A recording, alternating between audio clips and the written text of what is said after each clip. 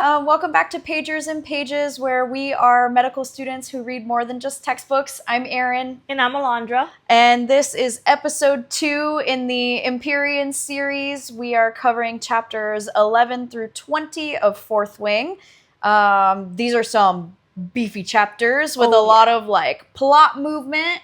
So I'm excited. I'm very excited for these. Oh, yeah. Yeah. I'm like, this book has been good from the very start, which is so refreshing that you don't have to wait until halfway through the book for things to start moving. Yeah, actually, I feel like the plot moves really quick, and this book it's a very easy read, with a lot of plot movement quick, and then also the world building is not overwhelming, which I love. It takes you by the hand. Yeah, I really like that. Yeah. But we left off with Xaden being kind of not stalkery, but he definitely finds her in the shadows where she's coming back after dropping off oralized stuff at the burn pile from her dying at the Gauntlet. And basically they have this moment where Xaden is okay, just because something is the right way doesn't mean it's the only way to solve a problem. And I feel like that's setting us up for Violet to take on the Gauntlet in a way that is not expected. Yeah, a little unorthodox. And that's where we left off at the end of chapter 10. And I feel like once we got into this chapter chunk, I was like, dang, stuff was moving quick. I ended up reading until chapter 16 in one sitting. Yeah. And then just putting it down because it was late, and then finishing up to chapter 20. Yeah, I know. I was reading it.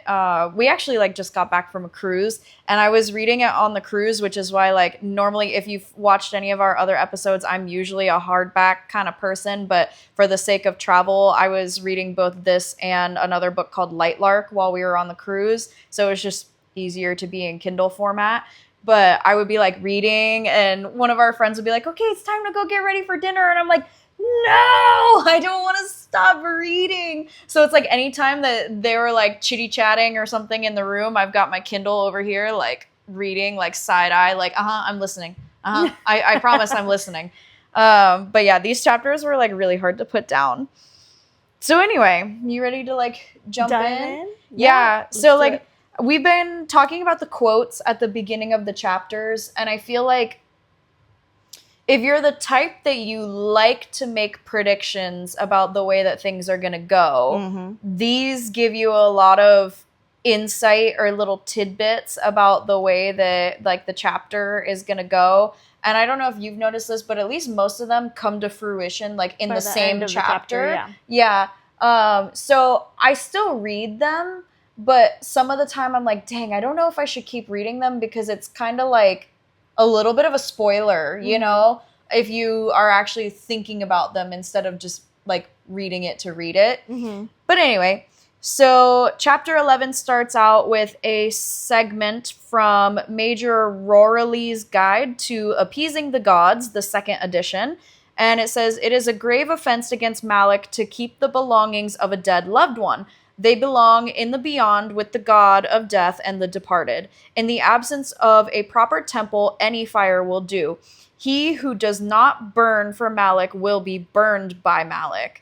And this one I kind of read it and was okay, well, this could be hinted at the why Violet just went and burned oralized stuff.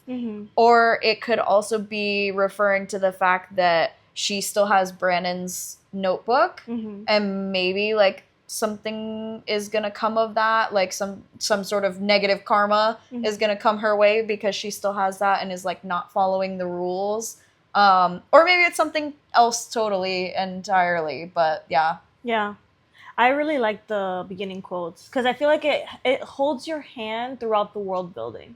Yeah, and gives us good little little chunks of this is what they believe and all that stuff. Yeah. I think for this one, I just was correct me if I'm wrong, but for whatever reason, this one didn't really feel like it came to fruition. No, I kind of figured that it was maybe in reference to the last chapter. Yeah. It kind of explaining why they burned the stuff. Yeah.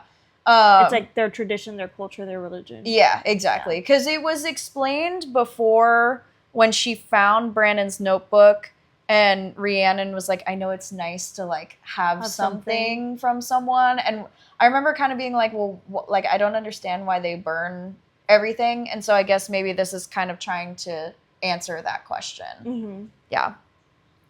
But we get to the point where like now Violet and all of the first year cadets get like repeat training practice sessions on the Gauntlet obstacle course that goes like up the face of the mountain to try and like either learn how to handle the obstacles they've been struggling with or get faster with their time or like become more efficient so that they're less likely to die on the obstacle course. But either way, they get like multiple practice sessions, before they actually have their day. That is their presentation day.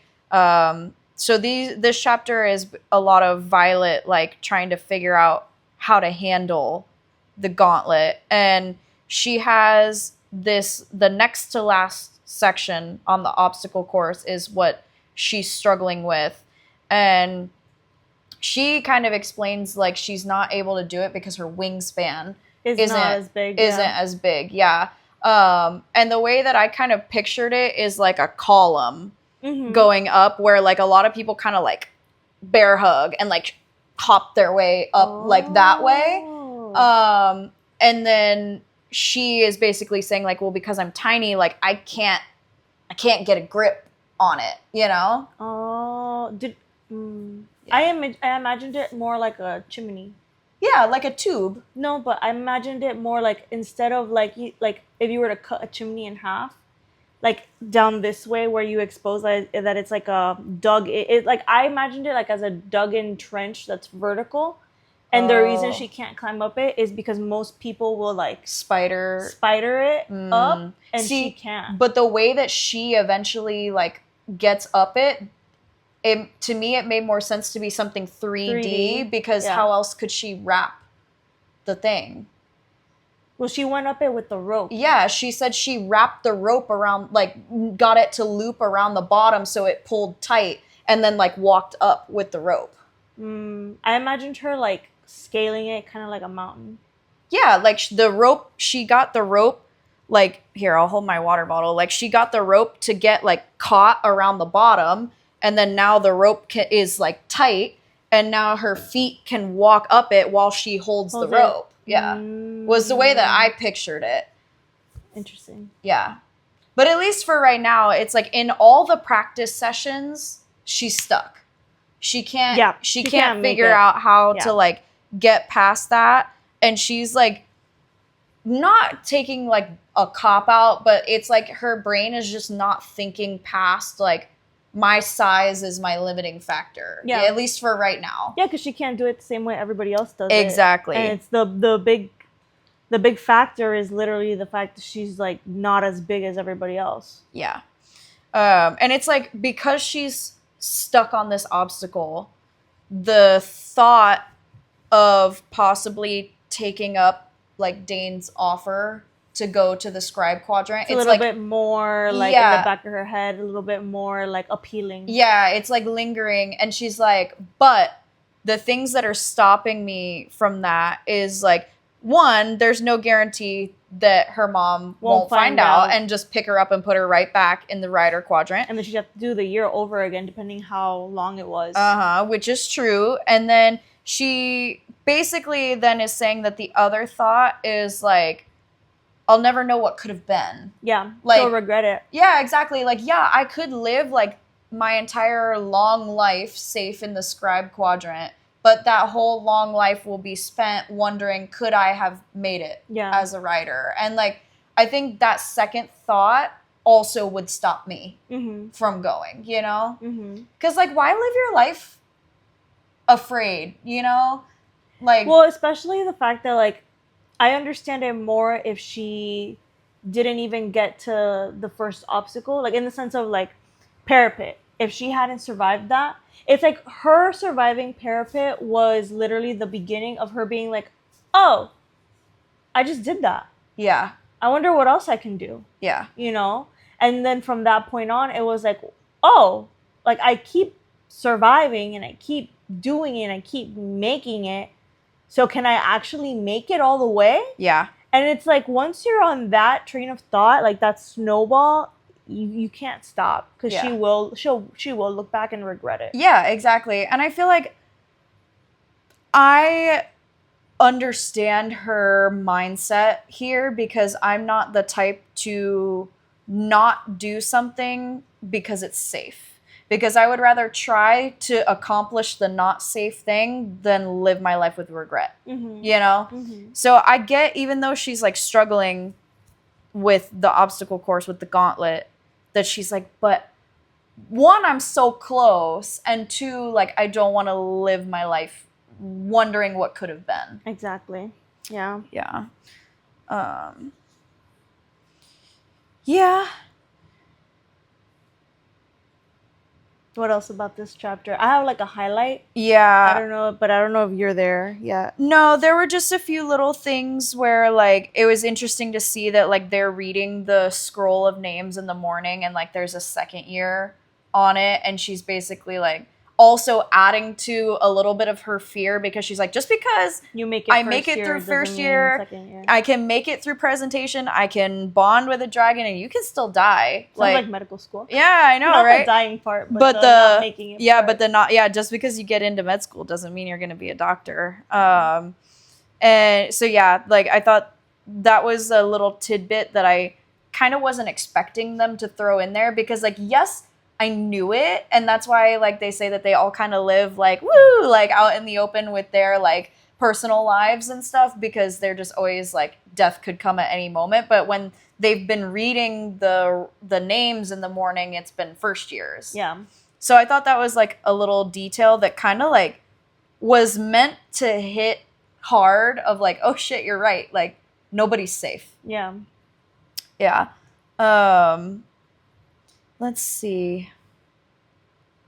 Oh, and then I actually highlighted this part about how like she's standing around as they're like reading the scrolls, and we're just getting a lot of like her inner monologue in this part, and she's like looking at all the people who are second and third years and talking about their patches and how like a lot of them are like, oh, like I have patches for this and that, and she's like, but what they don't realize is that they're telling me everything I need to know about like how to take them on. Yeah, because they're brandishing their strengths with their patches.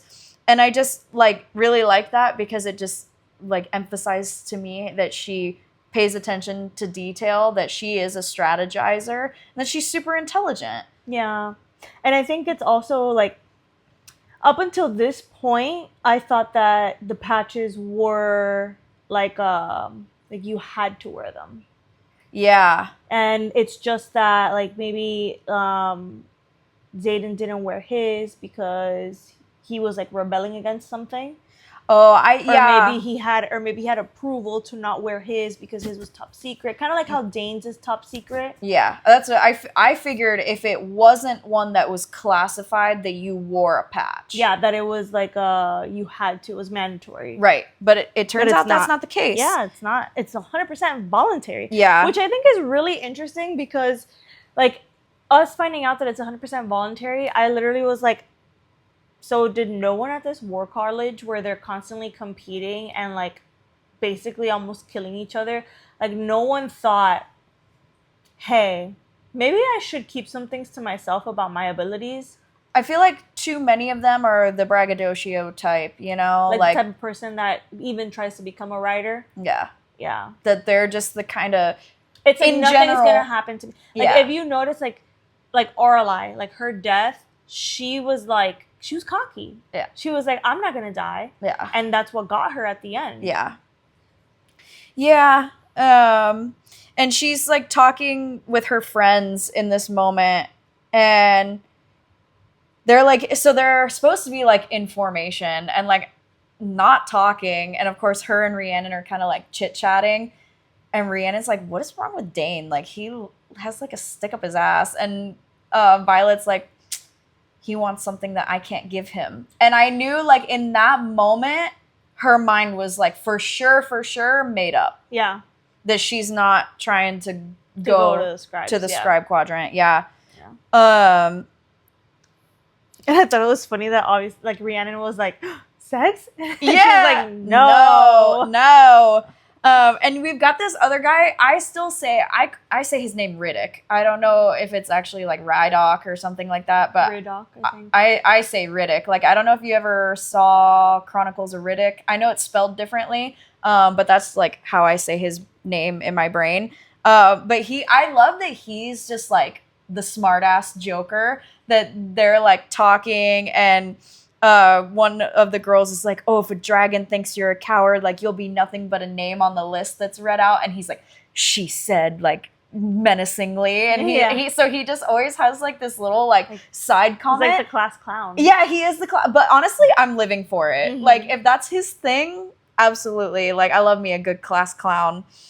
And like, as we go throughout these chapters, we see like Rhiannon and Violet and Riddick and Sawyer get like super tight. Oh yeah. And I'm just like, I love the four of them. Like, the more that we get of the four of them interacting together, I'm obsessed. Yeah. Yeah. I love. And they're talking about the gauntlet is tomorrow. And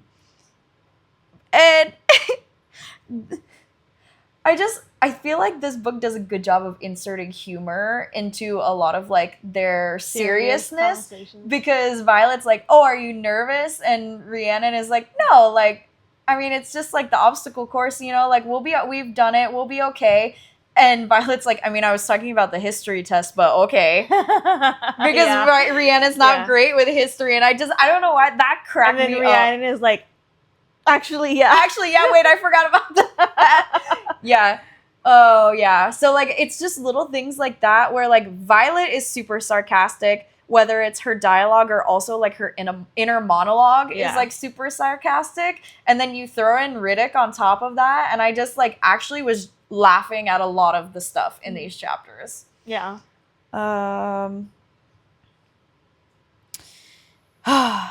And I also thought that Violet's inner monologue here was important, where she's talking about, like, their powers and especially Xaden's power. And she's like, does he even have a limit on his power? Like, what if he just, like, was able to look at all the people in the squads here, however many, like, let's just say, like, 300 people or whatever. She's like, could he just immediately, like, choke everybody out with a shadow, like, right now? Or is it, like, 10 people of a limit? Like, we don't actually really know. Mm-hmm. And then, like, is there a such thing as, like, a recharge on his powers? A period of time, yeah. Yeah, so it's kind of like her questions, I feel like, are setting up the physics of, like, the powers in this book, you know? Because, like, other books that we've read, they've had concepts of, like, burnout of their powers and, like, recharge periods and stuff, but, like, we haven't really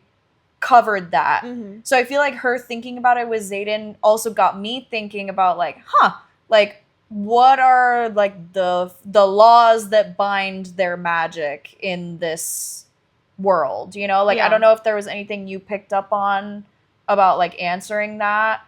Not really. I kind of took it as, like, this is, like, I took it as, like, this is, like, part of world building without feeling like you're over-explaining stuff, right? Like, so she's asking these questions because she doesn't know.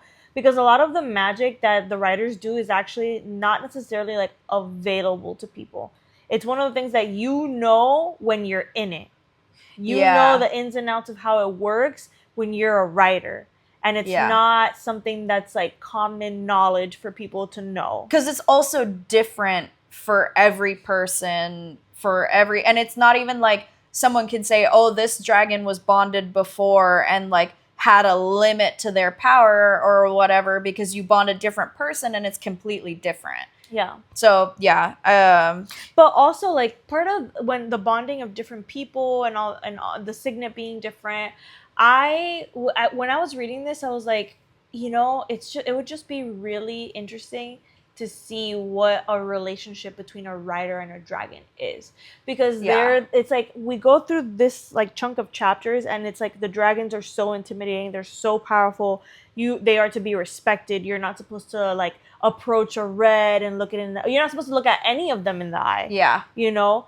And it's just like, I wonder how that changes when there is like an intimate connection between a rider and a dragon. You know? Where it's like you're no longer just like human prey to them. Like you actually have meaning to them. Yeah, you're right. And I didn't love this conversation between like Dane and Violet. I don't think I love any conversation between Dane and Violet. Okay.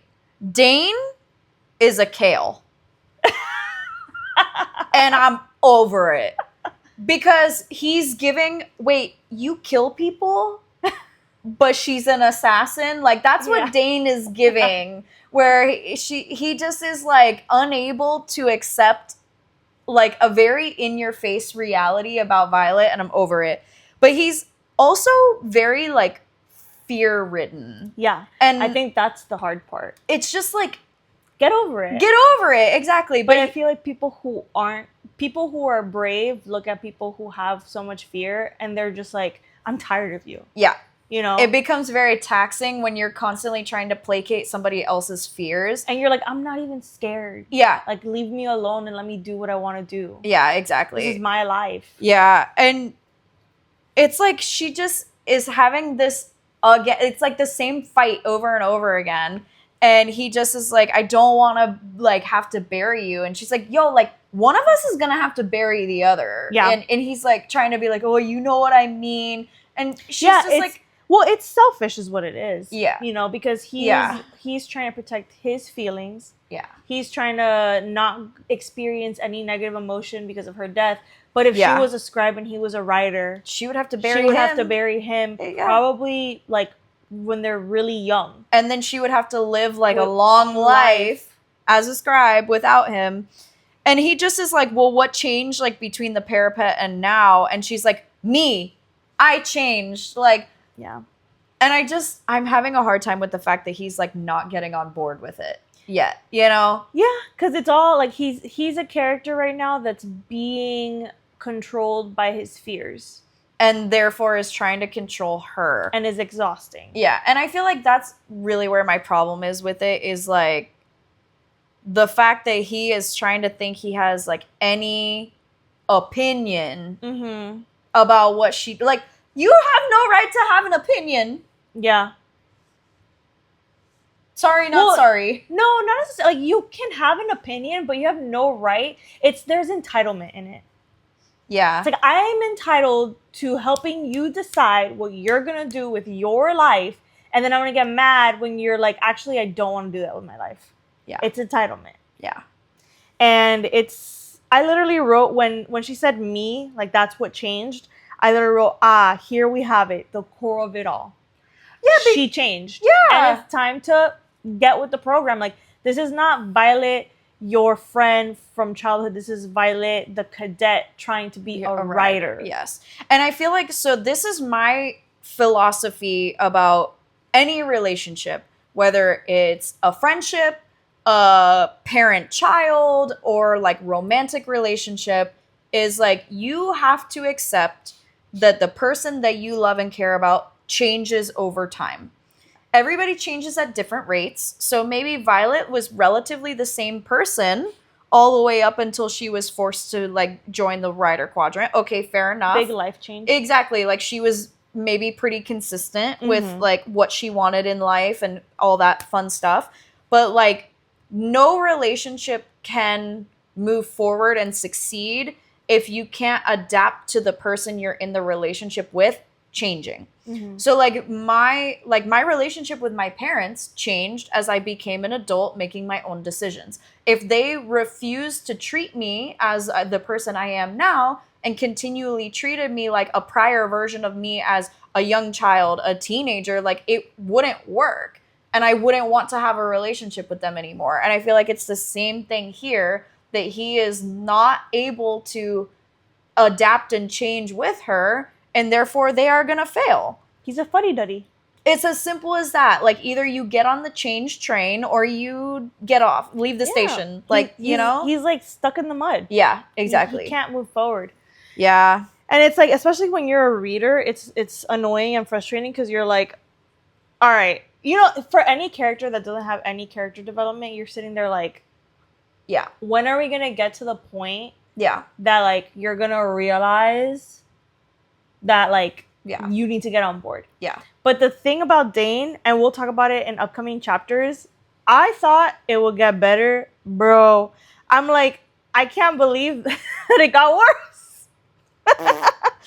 But that's all really I had to say for this chapter about their conversation. Yeah. And then I just had like a couple little highlight. Like I had one more highlight where we see kind of like Violet's interaction with Riddick, and I thought that it was like so cute because he's like squeezing her. She literally says like, what is it? He hugs my back, squeezing me like I'm the filling. What does it say here? Of a sandwich as he hollers in happiness. He's like, yeah. I'm like, oh, that's so cute. And honestly, like, I think before this moment, I didn't realize how close they were getting. They actually were getting, because we get a lot of the interactions between her and Rhiannon, but like also Riddick and Sawyer, like we know that they are like characters that are there, but this is the moment where I was like, oh, they actually care about each other, and this moment is their actual like getting up the gauntlet for presentation day. Because they have to make it up the gauntlet to then walk through the valley where all the dragons are like lined up, and they basically parade down this valley to like hope that no dragon deems them super unworthy and immediately kills them. But it's like an idea for the dragons to like get a look at like who they want to bond, and also for the people to get a look at the dragons. I think we're a little ahead.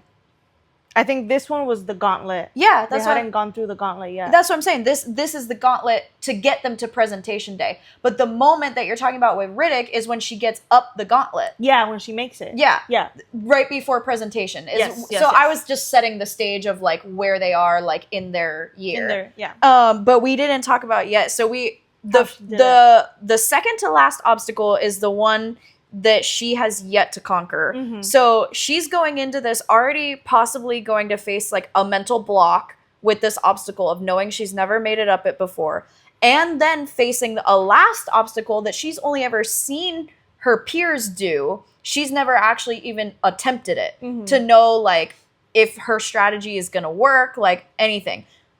So basically they have these ropes that are on the course where it's like a safety that to hopefully prevent you from falling all the way down and dying. You can catch a rope and like stop yourself, and you just accrue like a 30-second penalty. Yeah, because ultimately the squads get put in order for presentation based off of their time, and so it's like when you get a faster time, you get to go earlier in the presentation. Which like I don't know if that's good or bad, because like a lot of times it doesn't matter. Yeah, exactly. So like, why does it matter? If you finish, you finish. Which is why Brandon in his notebook was like, if you have to use the rope, you have to use the rope, because it's better to take a time penalty than to be dead. Yeah. So basically, she maneuvers the rope around, the chimney, and like hooks it so that instead of having to just use her body to climb it, she can like use the rope to help pull herself up and like walk up it while pulling with the rope. And then the last obstacle, I was picturing American Ninja Warrior. Yes. Where they have the warp wall at the end. Yes. And they say that it's supposed to simulate like how you have to run up a dragon's leg to like mount the dragon. Yes. Okay. So she is like, okay, I know I'm not going to make it all the way up. She takes out her dagger. And she's like, I'm ready. And there's already people up at the top of the gauntlet watching her and are like, she can't do that. She can't use the rope like that. How did you picture the warp wall? Did you picture it coming like over the cliff? Or like I kind of pictured it just like the one that's in like American Ninja Warrior, just like built into the cliff. I see. Kind Like of going thing. like this. I pictured it going like this, and then on top of going like this, it had like a little lip that actually made it so that it was like a whole like you gotta horizontal. Yeah, like you have to go like that and grab it. Oh. Girl, when I tell you that my heart rate Oh. while reading this part was so high. Oh, see, I didn't picture it that way because they had described that the other people who, like, Sawyer's a lot taller and he was able to run and, like, catch the top of it and pull himself up. Yeah. So I didn't think about it having an overhang, but I wouldn't be surprised if the wall kind of curved back at you. Mm-hmm. So she definitely, like, gets some, like, she's, like pumping herself up for it. And everyone, like, a lot of people at the top are either celebrating her or are pissed already that she used the rope as, like, a tool instead of just a safety net in the chimney one. Mm-hmm. So then she pulls out her dagger and people are also like, what? Like, you can't do that, blah, blah, blah. And she takes off running up this thing. And as soon as she feels that gravity is, like, about to start pulling her back down, she wedges her dagger into the rock face and then is able to pull herself up enough and then kind of, like, use it as a step and then get up over the top and then, like, pull her dagger back out. And that's when Riddick is like, yeah, and, like, squeezing her. And that was, like, super, like, adrenaline. I was pumped. I was like, that was so smart. And the reason that it's so smart is that this other girl, Amber, who is the second wing leader, so she's like Xaden's equivalent, but in second wing instead of fourth wing. Which is where she was originally, right? Yes, she was originally in second wing. The second wing leader, Amber, is one of the ones who is like, no, like, rules are rules. You can't do this. And Xaden looks at Violet and was basically like, defend yourself. Plead your case. Yeah. He didn't try and jump in and, like, defend her, which I immediately was like, that's right. Let her, like, speak for herself. Mm-hmm. Because he also was kind of looking at her like, I don't know what kind of plan you got, but I'm sure you got one. Mm-hmm. Which I respected because also it was like he had the foresight to be like, I'm gonna not fuck this up for her just in case because I trust that she actually has a plan. She has thought it through, Yeah. It's like she's probably thought something that I haven't thought, so let me just give her the space to defend herself. Yeah. And his role, and he also can't look like he's defending her either. Yeah. Because he's part of, like, the leadership, so he looks like he needs to be fair and, like, neutral and reasonable. A little, yeah, exactly. So he needs to let her defend herself. Yeah.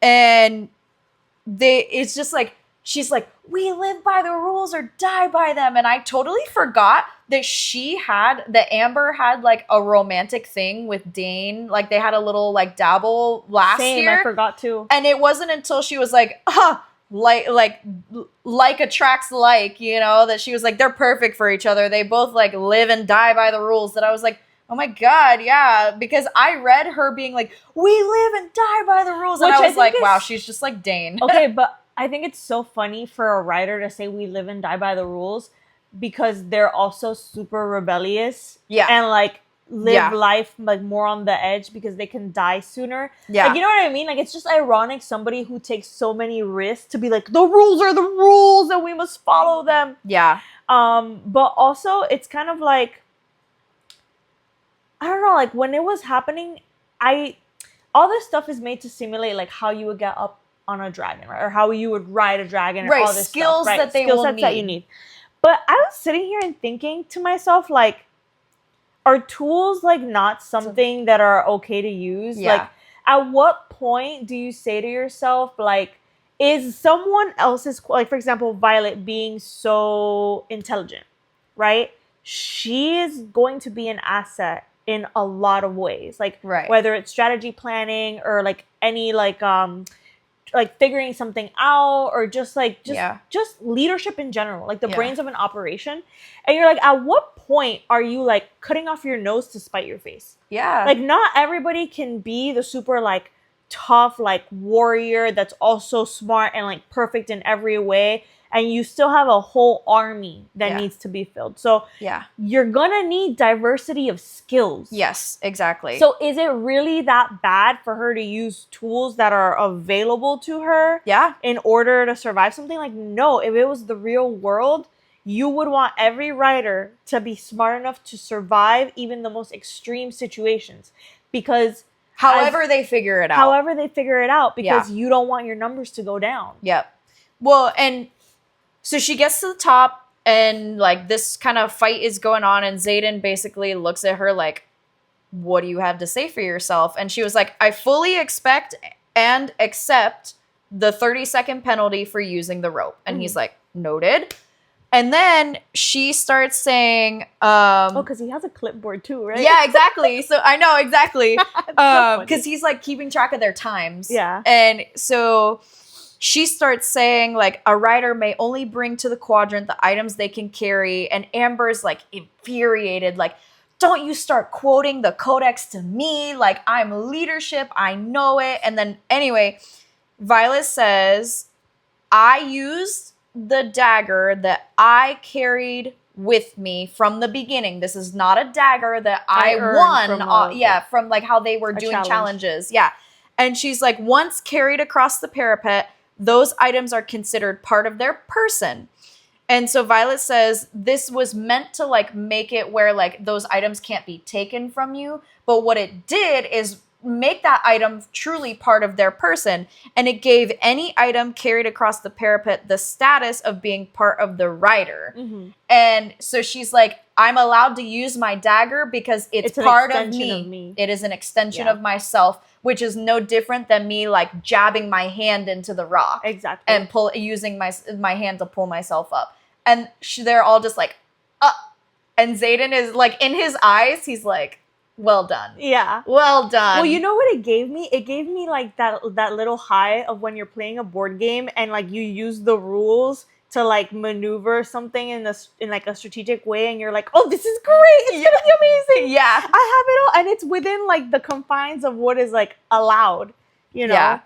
Yeah. When I was reading it, I was like, go off. Yeah. And it's so like that's basically how that chapter ends. It's like her successfully getting up the gauntlet, whether it be like unorthodox or unacceptable or like simply out of the box, like however you want to look at it. Mm-hmm. She makes it up, and so does everyone else in her squad, mm-hmm. which is her, Rhiannon, Sawyer, Riddick, Luca, and Trina. Isn't it? What about Pyre? Or oh yeah, oh yes, and Pyre, however you want to. I don't know how to. Yeah, you're right. I forgot about him. So they all make it up. And now they've made it 11th. So this is now chapter 12. And their squad is like 11th of 36 to go into the presentation. Which is really good. Which I was like, yeah. It's really good. Not like it matters, but it's yeah, really I thought it was really good. But we learned from Colonel Kaori's field guide to Dragonkind that presentation day is unlike any other. The air is ripe with possibilities and possibly the stench of sulfur from a dragon who's been offended. And I was like, I don't know. Have you ever like hiked an active volcano before? No. Okay. So when I was in Greece, there's this other island, like Santorini kind of makes like a cove. Mm-hmm. And there's an active volcano like in that cove that you can boat over to and hike. And it stinks like sulfur. Mm. And it's like when I smelled that, I was like, so this is what dragon fire would smell like. You know, like like I had that kind of like memory association of like, it's hot, the ground is hot, it stinks. Or like, you know, in Shrek when they're like going to save Fiona and they're like, oh, it smells like brimstone. Like that kind of like, that's what I was thinking of. But anyway, they say never look a red in the eye, never back down from a green. If you show trepidation to a brown, well, just don't. Yeah. And so I feel like he's writing this guide to try and be helpful, but ultimately it's like, just don't fuck up. Yeah, basically like don't look at them, don't breathe near them, don't walk away from them, don't run away from them, and try not to also sit still. Yeah, exactly. You know, it's like, you know what, just don't be a human. Yeah. And I think how about that? There is, because none of these cadets are bonded, it's easy to like not understand the intellect of a dragon. Yeah. Because they've never had conversations with them. They've never been bonded to one to fully know like how cognizant are they. Well, how perceptive are they? What are they? Do they have inner monologue of like how much are they really like analyzing versus how much is like animal instinct? Like they don't have any insight into this because they've not experienced it. I think, yes, they don't have insight because they haven't experienced it, but there is stuff written down because they know, like, okay, greens are more like, what's the word that was used? It's like they're more calmer, more ready to hear something out, like more ready to deliberate. You know what I mean? Yeah. Whereas like the red ones are more likely to like burn something down, a hotter temper. Yeah. So they know some stuff. Like they know that the dragon chooses them. They know that they have no say, or they should know. Some of them act like they are able to pick the dragon. And I'm reading this book like, dude, are we like in the same world right now? I know. How uninsightful do you have to be? Like how in the clouds do you have to be to truly think that this ancient beast that has lived longer than you and will outlive you? Yeah. Like how could you think that you get to pick? I know. I was like, what level of entitlement is that? I know. It's just, I don't know. It was kind of one of those, like, I don't understand some of their thought processes, but that just goes to show, like, some of them are probably just, like, a little bit more, like, hot-headed than I can identify with. Yeah. I think that's what it is. Because, like, in all honesty, I really truly identify very closely with the way that Violet functions. She thinks outside of the box. She is also like not cocky, but also not underselling herself. Yeah. Like she recognizes that there are strengths in her intelligence. Sometimes her small size is an advantage in a fight, and she's fast, like, but she's not so cocky as to say, like, oh, I'm invincible. She's like, no, I actually very easily can die. I just am, like, refusing to lay down and die. Yeah. Yeah. So basically, like, what they have to do now is they have to walk for their presentation for the dragons to, like, look at them. Mm-hmm. And they get this advice of, like, stay at least, like, 7 feet apart so that if someone gets torched, you don't get torched with them unintentionally. Yeah. And then they're also told to, like, chitty chat. Mm-hmm. And this is why I was like, okay, to have to be, like, told that, I was like, they must not have realized that the dragons, like, actually want to get to know something about them. Mm-hmm. It's like an interview, basically. And it's like, the dragons are watching how they interact with each other. Are they team players? Do they have camaraderie? Do they joke with each other? Are they serious with each other? Are they mean to each other? Are they nice to each other? Like, all that type of stuff, like, the way that they're going to converse with each other as they walk will actually, like, tell the dragons a lot about them. Yeah. So that's, like, basically all, like, the guidance that they get, in addition to already knowing, like, don't go up to them, don't be stupid, don't, like, run away, like, all that type of stuff. Like, you are to walk and you are to talk. Yeah. And basically, like, that's all you're supposed to do. And I thought that it was really cool, too, like, that the reason they know that statistically you're more likely to get bonded if you talk, because they actually, like, did a study. Like, they actually crunched the numbers. The scribes crunched the numbers. Yeah. And we're like, actually, like, if you talk, there's a correlation between you talking and getting bonded. Yeah. Which I was like, ooh. Yeah, and the only thing I could think is that it's because it gives them insight. Yeah. And I feel like it's also one of the, maybe I'm just, like, a little too much of a chatty Cathy, but, like, I know, for example, when I was going for, like, interviews for residency, if people were just kind of, like, hanging around, I'm like, so how's it going? Like, I want to talk to people and, like, break the ice a little bit. Like, I don't want to walk down a field in front of dragons that could burn me to a crisp and just be, like, silent in my fear, like. Well, I think that also is what helps, right? Because it takes the edge off. It takes the edge off, so you're less jumpy, and then you scare them away less, right? Because if you're like pooping your pants walking down the line, they're gonna be like, oh, this one is, like, not cut out. Yeah, exactly. So it helps, like, alleviate. Yeah, and then we catch wind from a squad that had already done their presentation, because like we know they're not first. Another squad goes through and says that there's a feathertail in the lineup, which like they were given, you know, in Bridgerton, how they have their little cards of like all the people on the marriage mart. Yeah. Like apparently they all get little cards of like all the dragons that are like up. It's like speed dating. Yeah, exactly. And so no one knew that like a feathertail was going to be in the lineup, and this is like an unheard of thing. Like feathertails do not bond. Yeah, they do not bond, and like there's very little known about them because very rarely are they seen. It's like they are seen just enough for people to know that they are a thing, and that's about it. Yeah. Like we don't know what kinds of powers do they have. Like, yeah, exactly. Yeah. And so we catch wind that there's a feathertail, and everybody's like, and like then they have to walk, and they're like, okay, like do we act any different? Like how does this change things? And ultimately they're like, just act like it's any other dragon, you know, like just go. And they're talking about the chatter. And it's just, this is what you're talking about with like the cockiness, because this other guy, Tynan, however you say his name, he's like, oh, like, I don't like really care about like this or that. Like, I just need to figure out which one I'm going to approach during threshing. And Violet's like, I'm pretty sure they pick you, not the other way around. Yeah. And that's just like, well, how much of an idiot do you have to be? I don't know.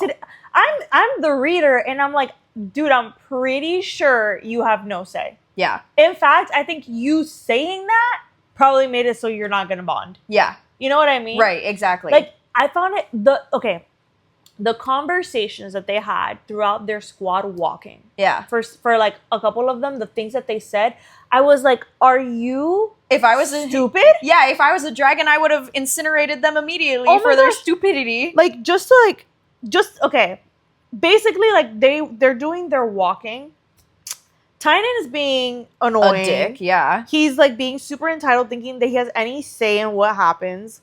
Luca is, like, not a real person. Yeah. I can't imagine a real human being as annoying and just, like, ridiculous as she is. Yeah. I just can't. Yeah. And then the other guy, the Pyre. I was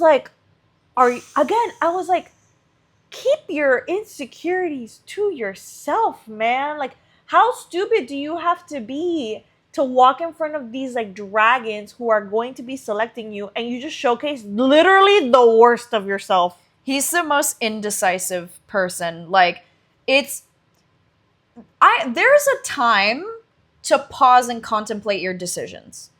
But deciding whether or not to walk a little faster or a little slower and then make such a like indecisive display of it is like in front of the dragons, it ain't it. You have to be an idiot. Yeah.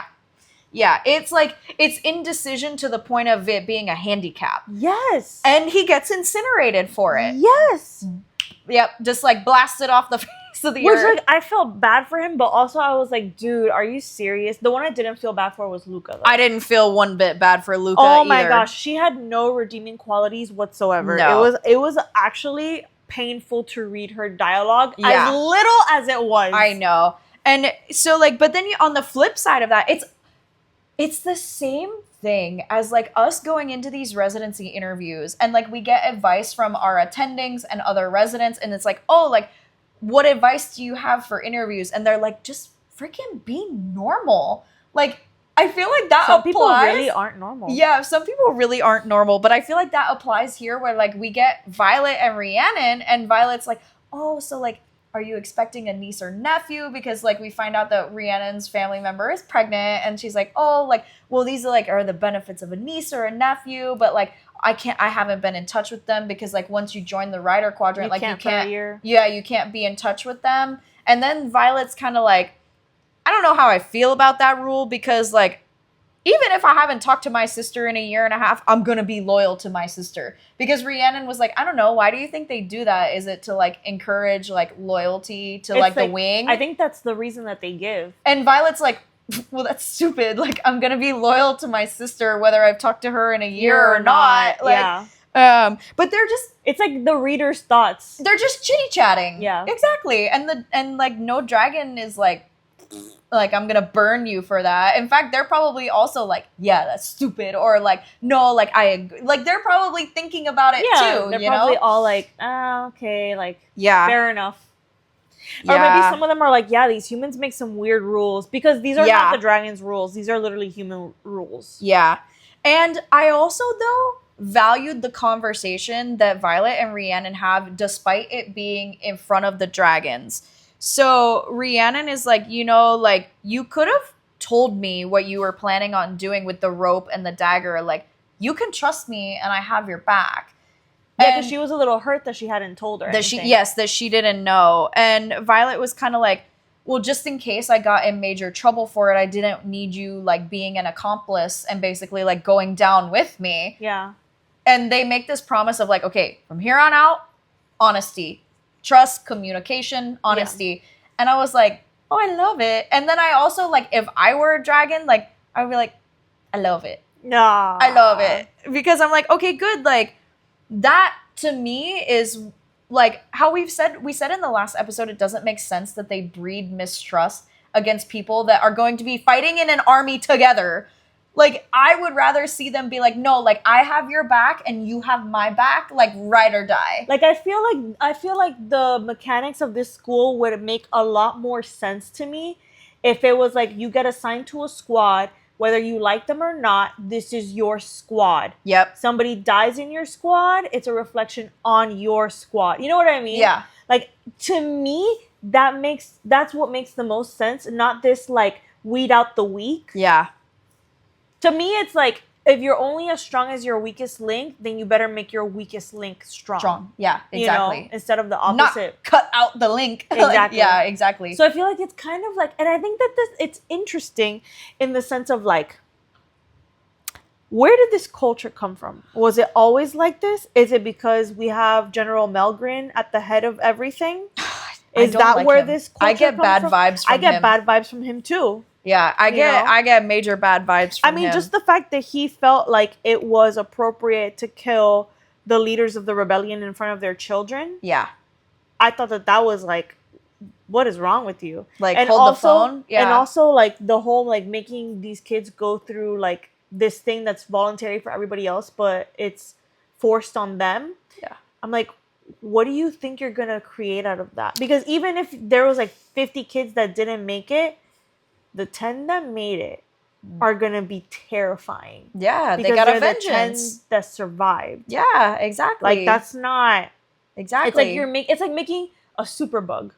Yeah. It's like using antibiotics inappropriately and making a superbug, and now you got MRSA on your hands. Which, like, I would not be surprised one bit if that's the tide that this book takes, is gonna go, that there's, like, basically a segment of, like, riders that is, like, actually, you're wrong, and they rebel. Yeah. Like, I would not be surprised if something like that happens. And we kind of touched on that last time. That, like, we think something is going to happen where, like, war. Yeah, like, Violet or, like, kind of somehow realizes that the rebellion happened for a reason, and maybe she's not on the right side of it. Yeah, exactly. Or they'll realize, like, part of me thinks that they're going to realize that the people that they're fighting against are literally just trying to survive because their kingdom is taking majority of the resources. Yeah, exactly. Like, there's got to be some sort of injustice somewhere. Yeah.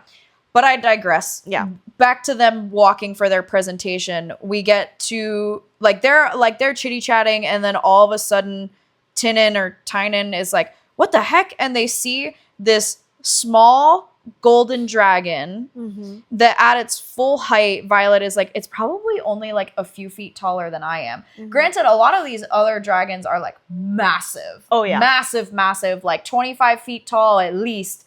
And this other one is like only a little bit, like, she's like, it's like a little miniature. Yeah. It's like one of the projections. Yeah, exactly. You know how like, the projections that Professor Kaori had? That it's like, yes, it's like taller than all of them, but it's still a miniature dragon. Yes, yeah. It's what it's what I imagine this dragon to look like. And I imagine her to be so cute too. Yeah, she's the feathertail. So her tail is like, you've got these other ones that are like club tail, dagger tail, like clearly weapons, and now we have a feather tail, and I'm like, oh, that's cute, and I'm picturing it like fluffy. And like she's dragon tails, and she's very like, it's like you can see her sitting there, and it's like as the people are walking by, she's like, oh my god, like there's people walking by, like how exciting. Yeah, exactly. Like very like the little dragon is like instead of like stone face, you know, like and so they get this like glimpse of the feather tail, and I just kind of was like,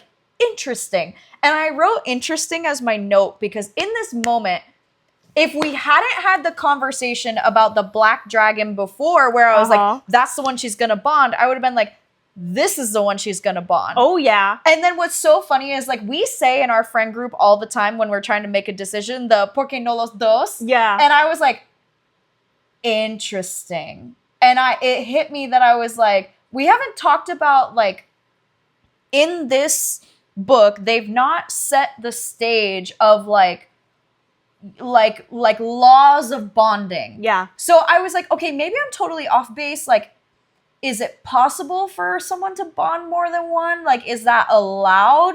Is it not allowed? Or it's never happened? Like, so I just was like, I'm gonna like back pocket this, but I wouldn't be surprised if it's one, either the black one, the feather tail, or both. Like, okay, I wouldn't be surprised. So at this point, when they introduced this dragon, I literally was like, she's perfect for her. Yes, they are equivalent. Yes, and I literally was like, I thought to myself, so she's not gonna bond the black dragon? Yeah. And then I was like, the black dragon is still gonna have a role to play. Yes. And I was like, I wonder if she ends up bonding this dragon, but this dragon has some kind of like relationship with the black dragon.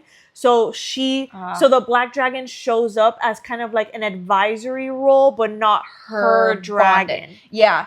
And kind of like part of the same team, but not her bonded dragon was like my thought process here, because I was a little bit more rigid in my thinking and was like, okay, she's gonna bond one.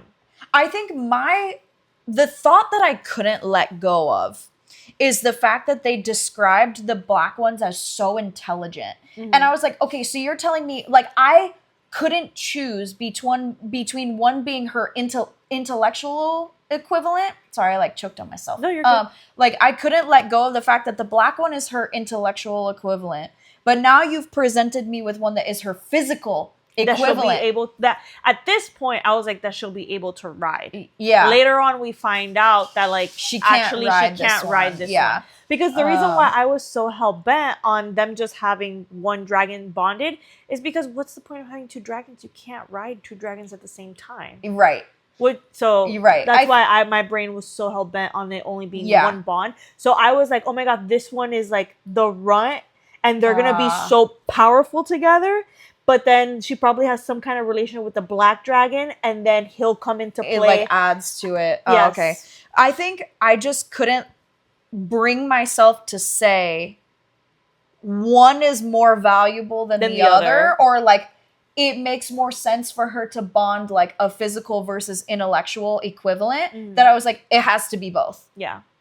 And I just was like, I know they haven't said it's impossible, but they also haven't laid the groundwork for it to be possible. They haven't given us anything. Exactly. So I was like, exactly. So I was like, I might be shooting the shit here. It's like we're learning all this as Violet is learning all this. Exactly. But it was just, I just was like, okay, I see value. And it's the same thing how we say in the ACOTAR universe that people are like a bonded mate because they are somehow equivalent. Yeah.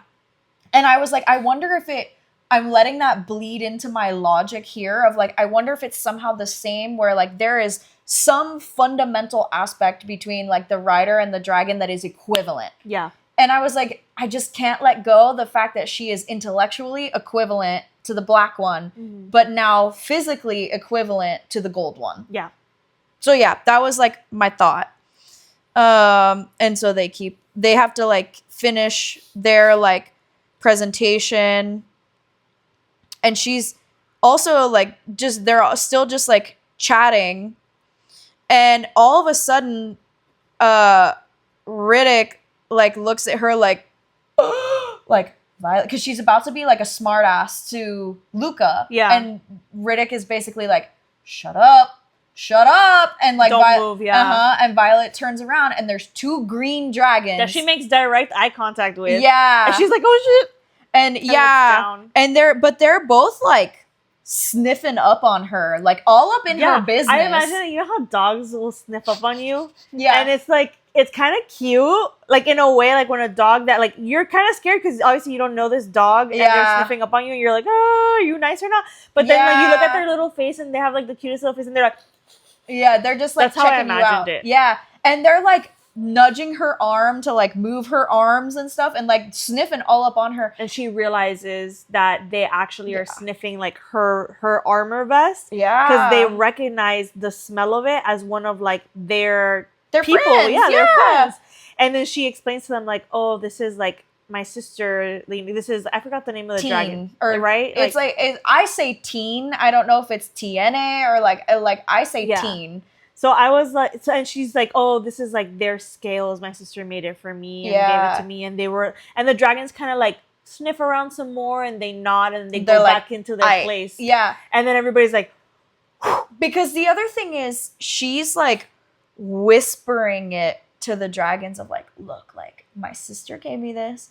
She took, like, when her dragons shed the scales, she had them shrunk and made into armor for me so that I would survive. And like, honestly, like, this is my secret. I probably wouldn't have survived this long without it.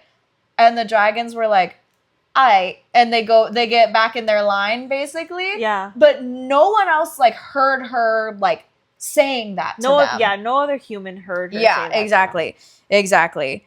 But it was just a really cute interaction. And basically, like, this was a moment that immediately put to the test Rhiannon and Violet being like, all right, from here on out, trust is trust, you know? Mm-hmm. And Rhiannon was like, what the heck was that? And she was like, okay, you can't tell anybody, but my vest is made of dragon scales from my sister's dragon, and they smelled her dragon, and they were curious why I smelled like a dragon. Yeah. And she was like, oh, shoot. Well, like, first of all, your secret's safe with me. Second of all, that's actually super cool. Yeah, that makes a lot of sense. Yeah. Yep. And in one of these two, like, Luca is being very annoying and like just insulting the dragons. And I just had to highlight this because Riddick literally says, like this isn't stressful enough. Oh no, it's Rhiannon. Like, this isn't stressful enough without you insulting them. And I literally had to highlight it and put like the arrogance of these people, like, doesn't, like, it's just amazes me. Yep. And I just laugh because this chapter ends with like one more person gets blasted. Oh yeah. And it's someone behind Violet, and she's like, please God, don't let it be Riddick.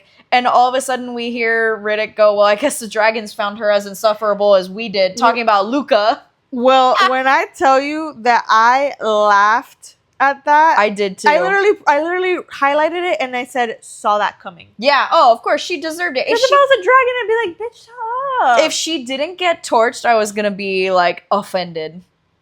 Yeah. So now we're down to Riddick, Rhiannon, Violet, Sawyer, and Tynan. Tynan. I call him Tynan. Tynan. Yeah. Because Pryor and Luca are gone.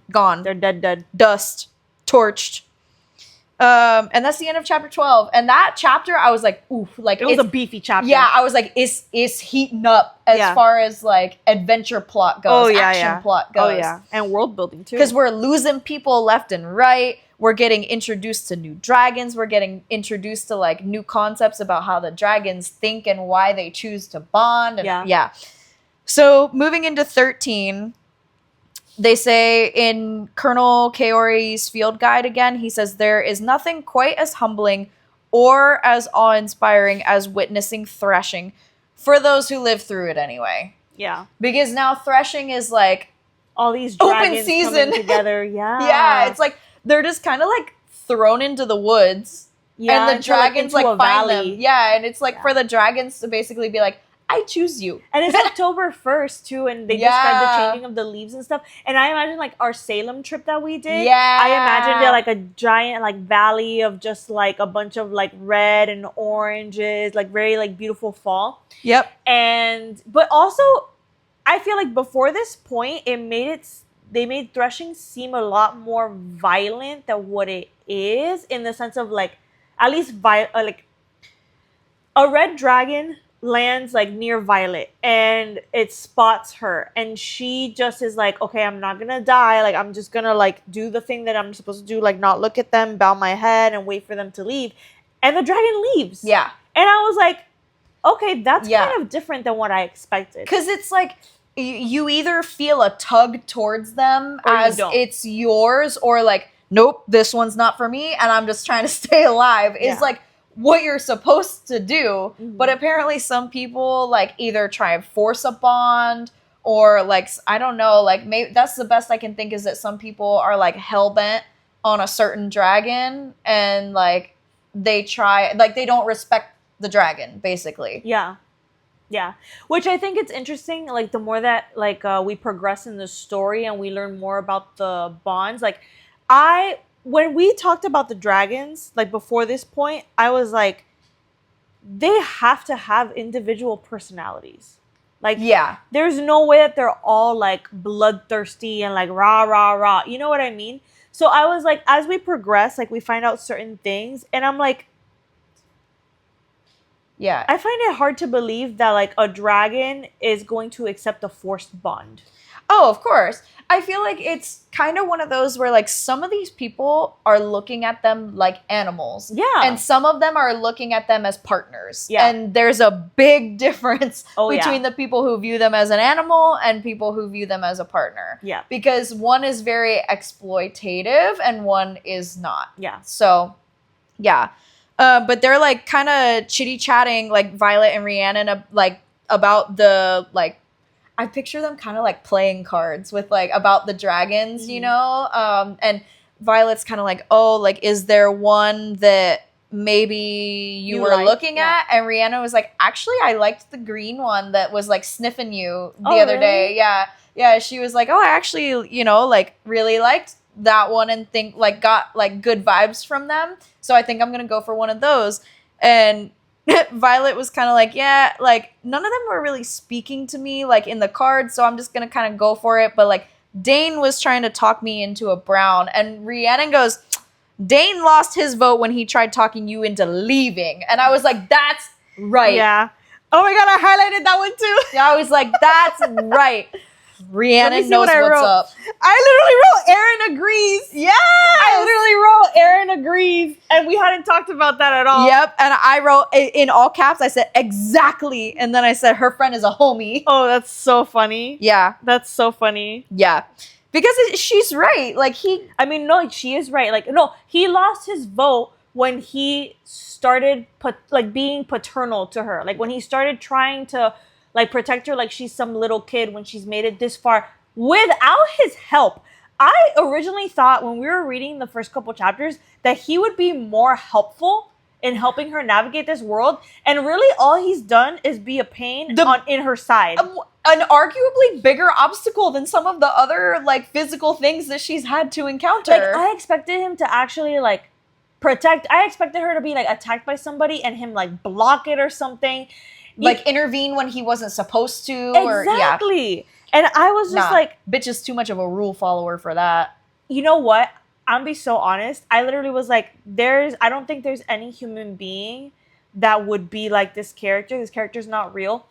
And then so insufferable. And then I thought about some of like the people that we've met throughout our journey and that we've had to like interact with and like, you know, do like group projects with, group like planning things with. And I was like, actually I've met plenty of people like this. So the saying that we white folk use is you can't see the forest through the trees. Yeah. Which is like the inability to like abstract, you know, like the ability to see the bigger picture beyond what is immediately in front of you. Yeah. And I feel like people who are so hell-bent on always following the rules and never being able to stop and think like, is this what this rule was meant for?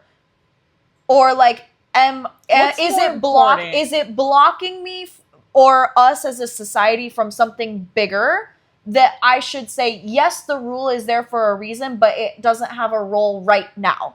Mm-hmm. And I feel like that is like how we learn the stages of like cognizant abilities. Yes. Like I feel like when you can't get to that it's like there's level law and order. Yes, exactly. Yeah. You can't get to the next level of abstract thinking when you're constantly a rule follower, because it's like you can't stop and consider what the rules were meant for, what role do they have, and is there like a way to like still keep people's best interests at heart while not necessarily following the rules. Yes. And there are times where it's just more important to get something done than it is to follow a rule to a T. Yeah. Like there are moments, I kind of learned this a little bit too, like just, throughout your life you have experiences, but at my first job, if we followed the rules exactly to a T, we wouldn't have developed like a program for kids that actually like helped a lot of kids out.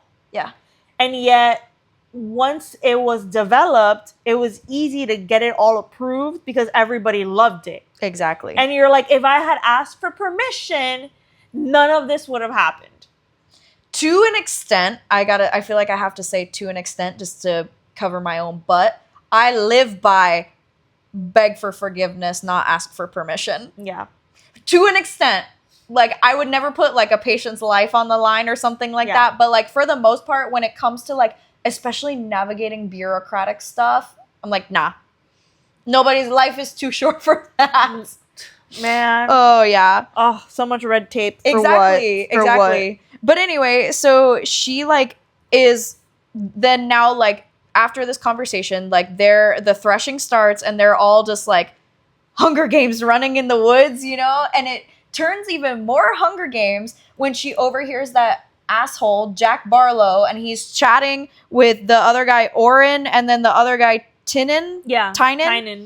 And she's, like, hearing them talking and realizes that they're making a plan to go kill the little feathertail. Which, at this point, I was like, what is the purpose of that? Like, so you're taking time out of your day when you're supposed to be looking for your dragon to bond. Yeah. And are risking going unbonded in order to kill a dragon. Which, first of all, is a big no-no. But second of all, you're making a big assumption that just because it's little, like, you don't know what kind of powers it has. Yeah, no one knows. You don't know, first of all, you don't know what kind of powers it has.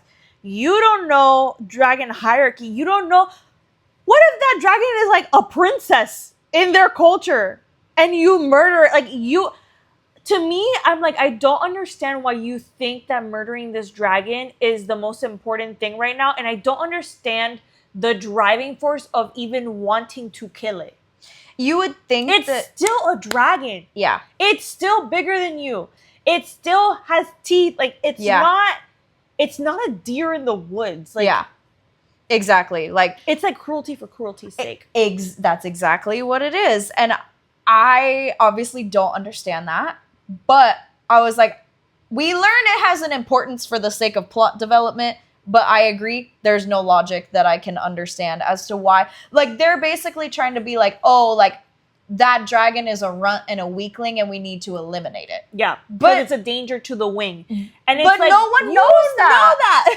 Literally, there's no evidence to support that. One can argue that a stupid writer is a danger to the wing. Just saying. Yes, I agree. But Violet is like, oh, like, maybe she, like, sees, like, a flash of gold. Because she climbs up a tree and, like, sees it land in a separate part of the valley. And she's like, oh, my God, maybe I can, like, get there before them and warn it that they're trying to come and kill it. And this interaction is hilarious to me because Violet is in like fight or flight mode and this little gold dragon is still kind of like like puppy energy and she's trying to be like, get out of here, like they're gonna kill you. Yes, they're gonna get you. Yes, exactly. And it's like, huh? Like looking at her like, what? Like, kind of me? like, you know what Like- it reminds me of? Like when you're talking to a dog and you're like, and they're like, they have something in their mouth that they're not supposed to have, and you're like, drop it. And the dog is looking at you like, what? And they're wagging their tail like, oh, you want to play with me? Yeah, And you're like, drop the thing in your mouth. Yeah, exactly. Oh, and it's like she has this thought of like, oh my god, it's gonna die just because it's like smaller and possibly like weaker than the others, just like me. And she's like starting to like freak Have out. the feels, Yeah, exactly. She's like, I can't let it die. I must protect it. Yeah, and then so she's like, she basically decides like, okay, like I am okay dying right now to protect this little dragon. Like on principle, I'm Yeah. all right with it. Yeah. And she basically like gets between the guys and the dragon, and she says to it like, if you can fly now, like this would be a good time to do it, as she's like preparing to fight, taking out her daggers, and the little dragon's just like Literally exactly like that. Yep. Yeah. And she's like, lovely. Like, great. Okay. You can't fly. Yeah, exactly. She's like, that's super helpful. And so she's like And trying she's to looking at the dragon, and the dragon has like no claws. Yeah. And it's just paws. When it said the dragon had paws, Pause. I literally was like, that's so cute. I just imagine like little paws like And it's just funny because like obviously at this point we get no inner monologue from the dragons because they're not like no one It's bonded. You don't get dialogue from dragons when you're not bonded. So all you get is like body language. And then she's like, okay, so if you're not gonna fly away, can you at least fight with some claws? And then she sees the paws, and it again is like, well, like sorry, I can't help you there either. Like, do you at least breathe? Like, can you breathe fire? And the dragon's just like, nope. Like, I got nothing. And it just... the dragon's like, I'm just a little baby. Yeah, exactly, that audio. I'm just a baby. Yeah. And it cracked me up this whole time because I was like, I'm okay, just cute. either it really has no abilities or its abilities are quite different beyond the physical. Yeah. And it just is like the magic is different. yeah, and I was waiting for it to kind of be one of those moments of like the dragon's kind of like, well, you're not asking the right question. Yeah. You know, like you didn't ask me if I had any like magical powers that could help you. Yeah, I'm like waiting for the dragon to be like a nuke or something. Yeah, exactly. Yeah, exactly. And so Violet, like they end up like the pack of buffoons ends up finding them, and of course they run through their whole evil villain monologue of trying or being like, we're gonna kill the dragon, and Violet's like, no, I'm not gonna let you, and she like starts like fighting them. Yeah, and she's doing a decent job of keeping them at bay. That's going into the next chapter. Oh really? We're already in the next chapter? Yeah, because this chapter ends with her being like, well, if you're gonna kill it, like you gotta get through me. And at the very end of the chapter, like she has that like scalp prickling feeling again, and then Xaden is like, I would strongly recommend you rethink your actions, and standing on like the edge of the clearing with his dragon behind him. Yeah. So actually I was talking to one of our other friends who has read this book, and she pronounces his dragon's name Scale, like a dragon scale. And I was like, interesting. I still say Gale in my head because I like Gale. Yeah. And we know it's a girl dragon. Exactly. So I was like, Gale? Maybe her name is Gale. Scale. Yeah, exactly. And that's what she was kind of saying, like almost like Scale. a dragon scale. Yeah, exactly. And I was like, Scale. Okay. I feel like that one has good logic to it, but I like Gale better, so I still call her Gale. Oh my god, that's like when you're reading a book and it's like the male main character was wearing skinny jeans, and you're like, no, he wasn't. No, he wasn't. Or they're like, he was blonde, and you're like, no, he wasn't. No, he wasn't. He put his hair in a man, but no, he didn't. Except for Cassian. Oh, God. Oh, but I was like, okay, we also, though, at this point know that, like, Dane had specifically said that, like, the second and third years are not allowed to intervene. So you're like, okay, yeah, Xaden is there, but, like, what's he gonna do? He hasn't done anything What's yet. he gonna do? Exactly. So we end 13 with them in this like standoff of like her being like, okay, I guess it's just little old me defending this little old dragon that has no skills to help against these 3 jackasses who are trying to kill it for literally no reason. No reason whatsoever. And any possible reinforcements that showed up theoretically, like, can't even help me. Yeah. So, yeah. We start 14 with now an unedited history of Navarre by Colonel Louis Markham, which is the guy that would have been her, like, master teacher if she had gone to the scribe quadrant. So we know this is written by that scribe. And it says, in the 6 centuries of recorded history of dragon and rider, there have been hundreds of known cases where a dragon simply cannot emotionally recover from the loss of their bonded rider. This happens when the bond is particularly strong, and in 3 documented cases has even caused the untimely death of the dragon. Yeah, which I was like, this gives a lot more information and is really important. Like, when I read this, I was like, oh, interesting. So it's basically like, if your dragon is your bestie, like, their death kills you and your death could harm them to the point that they will never bond again, or the 3 that would actually die. Yeah, because I feel like they kind of, almost in the beginning, they made it seem like that wasn't the case. So they said that one of, like, a rider without its dragon is dead and a dragon without a rider is a tragedy. But, like, they kind of set you up in the book to believe that there are a lot fewer stakes in the game for a bonded dragon than there are a bonded rider. Yes. And this just, like, sets you up to be like, that's not true. Yep. Mm-hmm. Yep. So I wonder if it's one of those things of, like, if we look back and see who, like, said that quote, because I think it starts with a dragon without a rider is a tragedy, and a rider without a dragon is dead. Yeah. Insinuating that, like, if your dragon can live without you, it's unfortunate. But if they die, you die. Yeah. And I wonder if you look, because, like, this is we have to take the source. Yeah. This is a much more reliable source than some general. Right. You know, because this is somebody whose sole purpose is to write down history, study it, like, dedicate their life to the collection of knowledge. Yeah, exactly. So I'm like, okay, maybe the person that we got it from in the past was not, like, the best source. Yeah, exactly. Yeah. Whew. So now, like, there was a moment on our cruise where I had to put the book down at the end of 13, and I was like, ah! And I was like, no! Oh, I was like, I have to keep reading. Oh, gosh.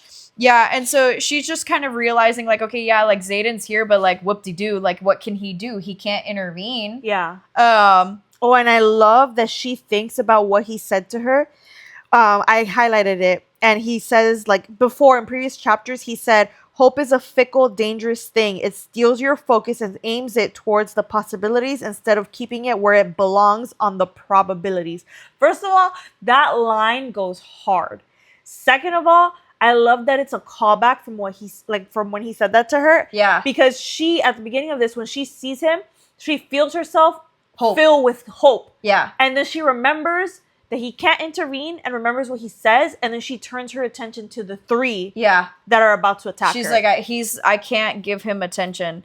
But this conversation where she's like, I guess that's a no on the flying, and then she's like, well, can you at least back me up with claws? And the dragon, then she realizes it has paws. And she's like, oh, fucking hell, you don't even have any claws? And the dragon is just like, and I said, my note, I was like, I can just hear the little dragon being like, sorry, chief, can't help you.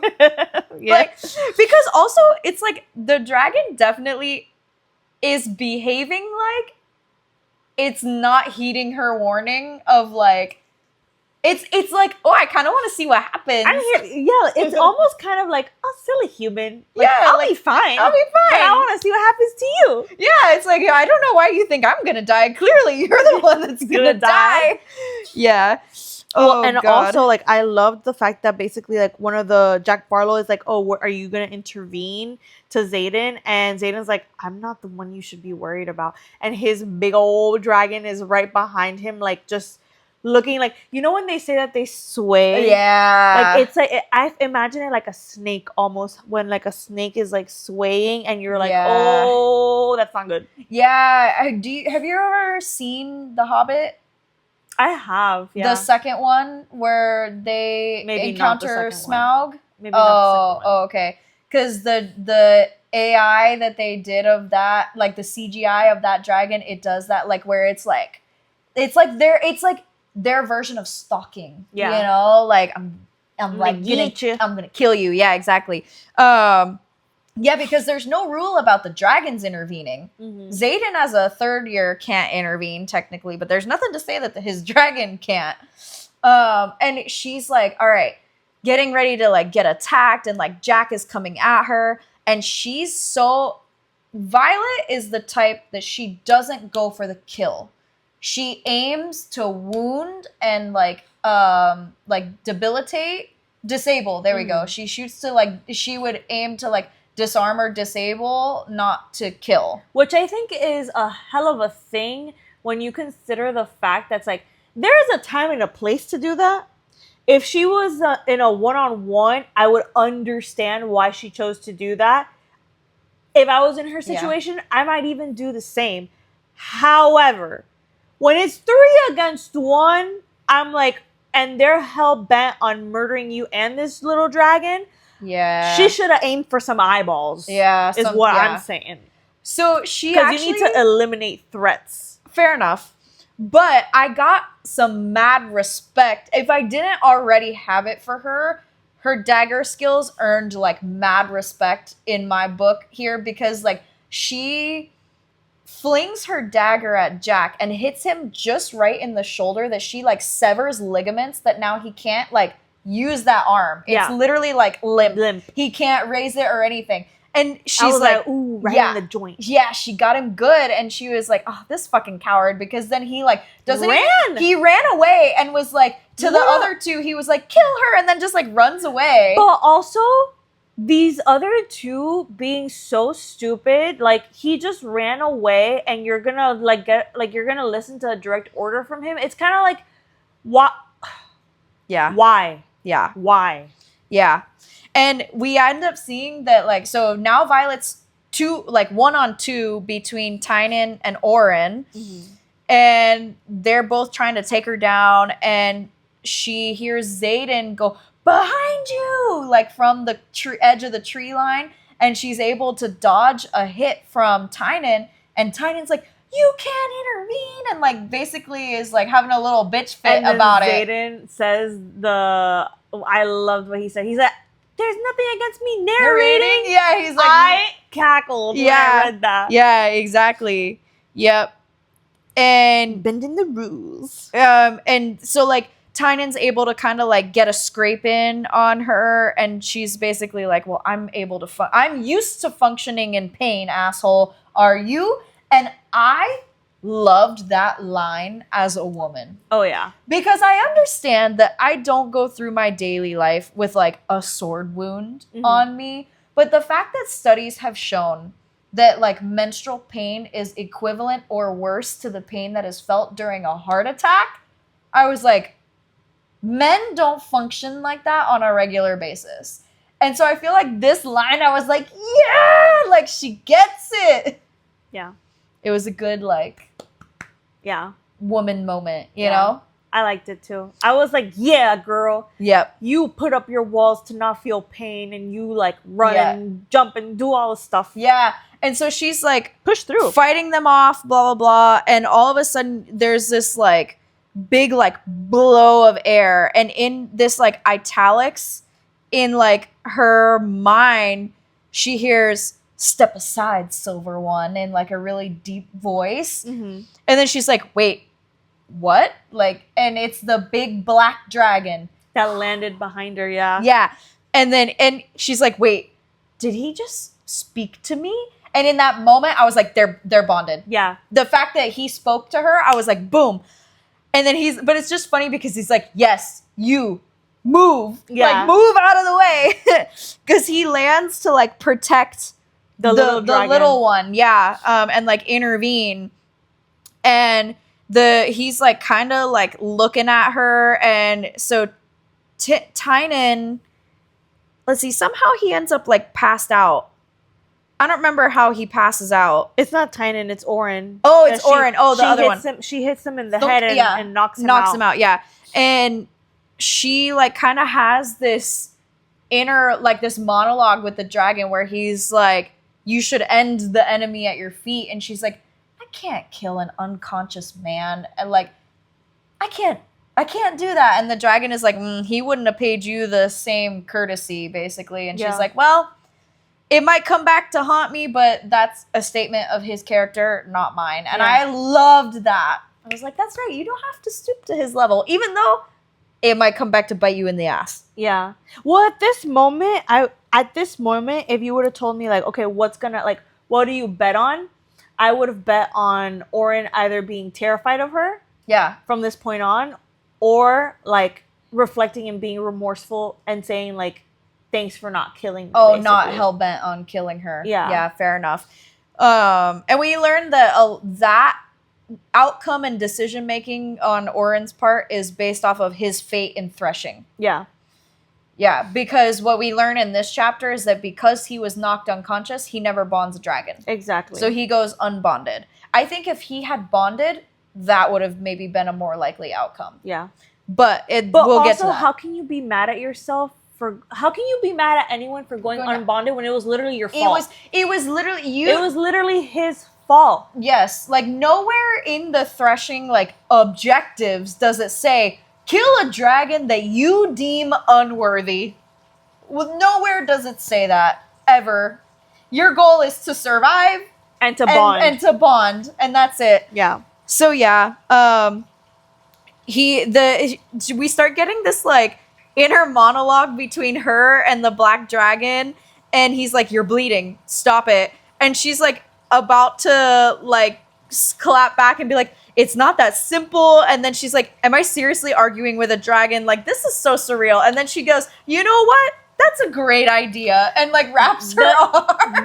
The immediate, I thought that was so funny because there have been so many times in my life where I have done that, where I initially am like, no, blah, blah, and then I go, actually, you know what? I'm wrong. Yeah. You're right. I'm going to do this. You know the like video that goes around on Instagram where the girl starts like going off and then she's like, I'm an adult. I need to calm down. I'm an adult. I need to calm down. Yeah. She's like, that's not fair. I'm an adult. I need to calm down. That's exactly what Violet was giving right there. So she's like, wait, I probably shouldn't argue with this like old as hell huge dragon. I literally highlighted it and I just wrote ha ha ha ha. Yeah. It literally made me laugh when I was reading it. And she's just like kind of like having this like quippy dialogue with the dragon, and he's like, let's go, Violet. And she's like, you know my name? And he's like, and to think I'd almost forgotten how loquacious humans are. And I was like, oh, this dragon's fucking funny. Yeah. Like I imagine like an older. Yes. Very much like astute. Yes, he's very much like, oh, you like tiny little human. Like you think you're so smart and you really know nothing. You know what it gives? It gives a here we go again. Yeah, exactly. Like with a little human. Exactly. But it's like, okay, I had the thought of like, why did the dragon show up? Mm-hmm. One possibility is like, okay, the dragon, even though he wasn't at the presentation, he already knew he was going to bond her. One. Okay. Two, he was protecting the little dragon and somehow like knew the little dragon was in danger, and that's how he showed up. Three, somehow like the dragons are able to like communicate with each other, and he caught wind of what was going on, and that's why he showed up. Mm-hmm. I didn't know which of the three it was, but I was like, he didn't just appear by chance. Mm-hmm. You know? Yeah. But I was questioning like, why did he show up? So for me at this point, my theory of why he showed up was he knows the little dragon and cares about the little dragon. Because at this point, what we know about the little dragon is that at this point, what we are made to infer about the little dragon is that it's a fully grown dragon. Yeah. That's kind of like the runt of the litter is what we are what we are supposed to infer. Yeah. Because baby dragons are not allowed to bond. No one's ever seen them. They're never allowed outside the veil. Exactly. Yeah. And they're not allowed to bond. Yeah. So at this point, and you would think like all these things, like this cutthroat culture that they have. Yeah. You would think that the dragons have this cutthroat culture. But when he comes, I'm like, okay, so he has a connection to this little dragon. Yeah. Either they're friends or it's an offspring of his or Right. something like that. And he's coming to protect the little dragon. And then when he sees that Violet is protecting the little dragon, he decides she is worthy. That one. I want that one. And like I think that he didn't intend to bond, but because he saw her defending the little dragon, he was like, this one is worthy. Yeah, exactly. And she even has the black dragon is like, come on, let's go. Like, you're coming with me. And she's like, oh shit, like he's actually like choosing me. And I was like, yes, saw that one coming. Mm-hmm. I was like, yes. We need to do like a count of like how many predictions we get right.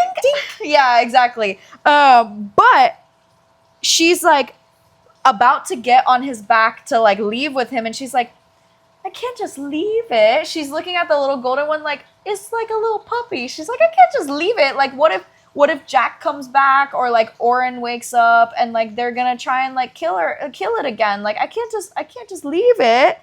And so anyway, they kind of have their little moment of like dragon communication where they're like at each other, and the little golden one starts flying, and she's like, so you can fly. That would have been nice to know 20 minutes ago. Like, what the fuck? I know. Yeah, but she ends up like taking off with the black dragon, and the fact that he's massive compared to a lot of the other dragons that she's seen is that he is like he's thickums. And so real thickums. He like bows his leg for her to be able to like run up like a ramp instead of straight up like what the wall in the Gauntlet was. Yeah. And she's like, oh my God, like dragons never like supplicate for people. Yeah. And we are learning what he has access to in her brain, and it turns out like her inner monologue he has access to, not just her inner monologue that's directed at him, but also her memories too. Yes, well, that's where I'm going with this, is that he's like, believe me, I've seen your memories. I don't need you trying to get up my leg with your dagger like you did with the wall. I will bend my leg for you. Like, yeah. It just cracked me up. It also shows us that the rules of what we think or what we've been told about the dragons is not concrete. Exactly. It's human interpretation based off of limited interaction. Exactly. Is really what it is. Because you get your bond with your dragon, and like, you don't get inner monologue from any other dragon. Yeah.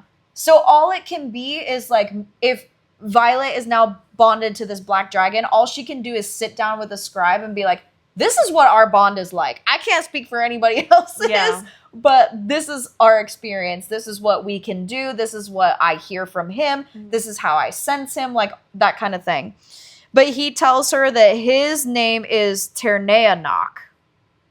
Is kind of how I like interpreted it as his full name. But he's like, Tern will do. Tern for short. And I was like, all right, that is a little bit more palatable. I literally went, woof, thanks, man. Because that's a mouthful right there. Yeah, he's like, but I'm not going to assume that you'll be able to remember. So Tern will do. And it's, okay, so we learn also that like dragon anatomy, where their neck like meets their back. That's where the seat is. It like makes a natural groove that they don't use saddles. It's just a natural kind of like seat on their body. And she's like, fuck, this dragon is massive. And I just picture her like trying to like hold on to the scales, and like her thighs can't like grip because his neck is like too wide around for her to get a grip. And he takes off and like banks, and she just immediately like falls. Free falling. Like, yes. Ah! And that's how chapter 14 ends. It's like, now we know, okay, cool. So she's bonded to this black dragon. And so she saved the little one, but like, why did the black dragon come to her? Like, and then, okay, why didn't the little gold one like leave when clearly it can fly? So yeah, I was left with like a bunch of questions at the end of 14. So we start 15 with a page from the Book of Brennan. So her brother's little like advice guide, his field guide. And it says, just because you survive threshing doesn't mean you'll survive the ride to the flight field. Being chosen isn't the only test. And if you can't hold your seat, then you'll fly straight into the ground. And of course, we just ended the last chapter with her not being able to hold her seat, that she fell like immediately. Yeah. And I died laughing though, because like he like scoops her up with his claws, which are massive, because when he's standing on the ground, she can stand like between his claws and still like have tons of room to look up at his claws. So he's massive. But he catches her and he's like, "You're making us look bad. Stop it." I laughed so hard. I was like, he gives like sassy old man, and I love it. I'm here for it. He gives sensei. Yeah, he does. Sensei. He gives like, take the jacket off, put it back on. Yeah, you know? Yeah. I loved it. She's like, wait, like he actually like caught me, because this is the thing too about the threshing is like a dragon might choose to like let you like mount it, but flying back to the flight field is a whole nother way that they test you. Like they put you through acrobatics and like almost intentionally try to like throw you off to see if you are like hold on. Weak. Yeah, exactly. Yeah. So he's like, I have to put you through this for the sake of the show to make it like believable. That like yeah. And I think it was so funny because she's like, you're doing acrobatics, and he's like, simple flight is hardly acrobatics. Yeah. And he's like, did you even like practice? And she's like, of course I practice. And he's like, whoa, no need to yell, everyone can hear you. I can hear you. Take it down. Like he's giving such like sassy old man energy that he's like, I'm too old for this and I don't have the energy for this anymore. Yes, exactly.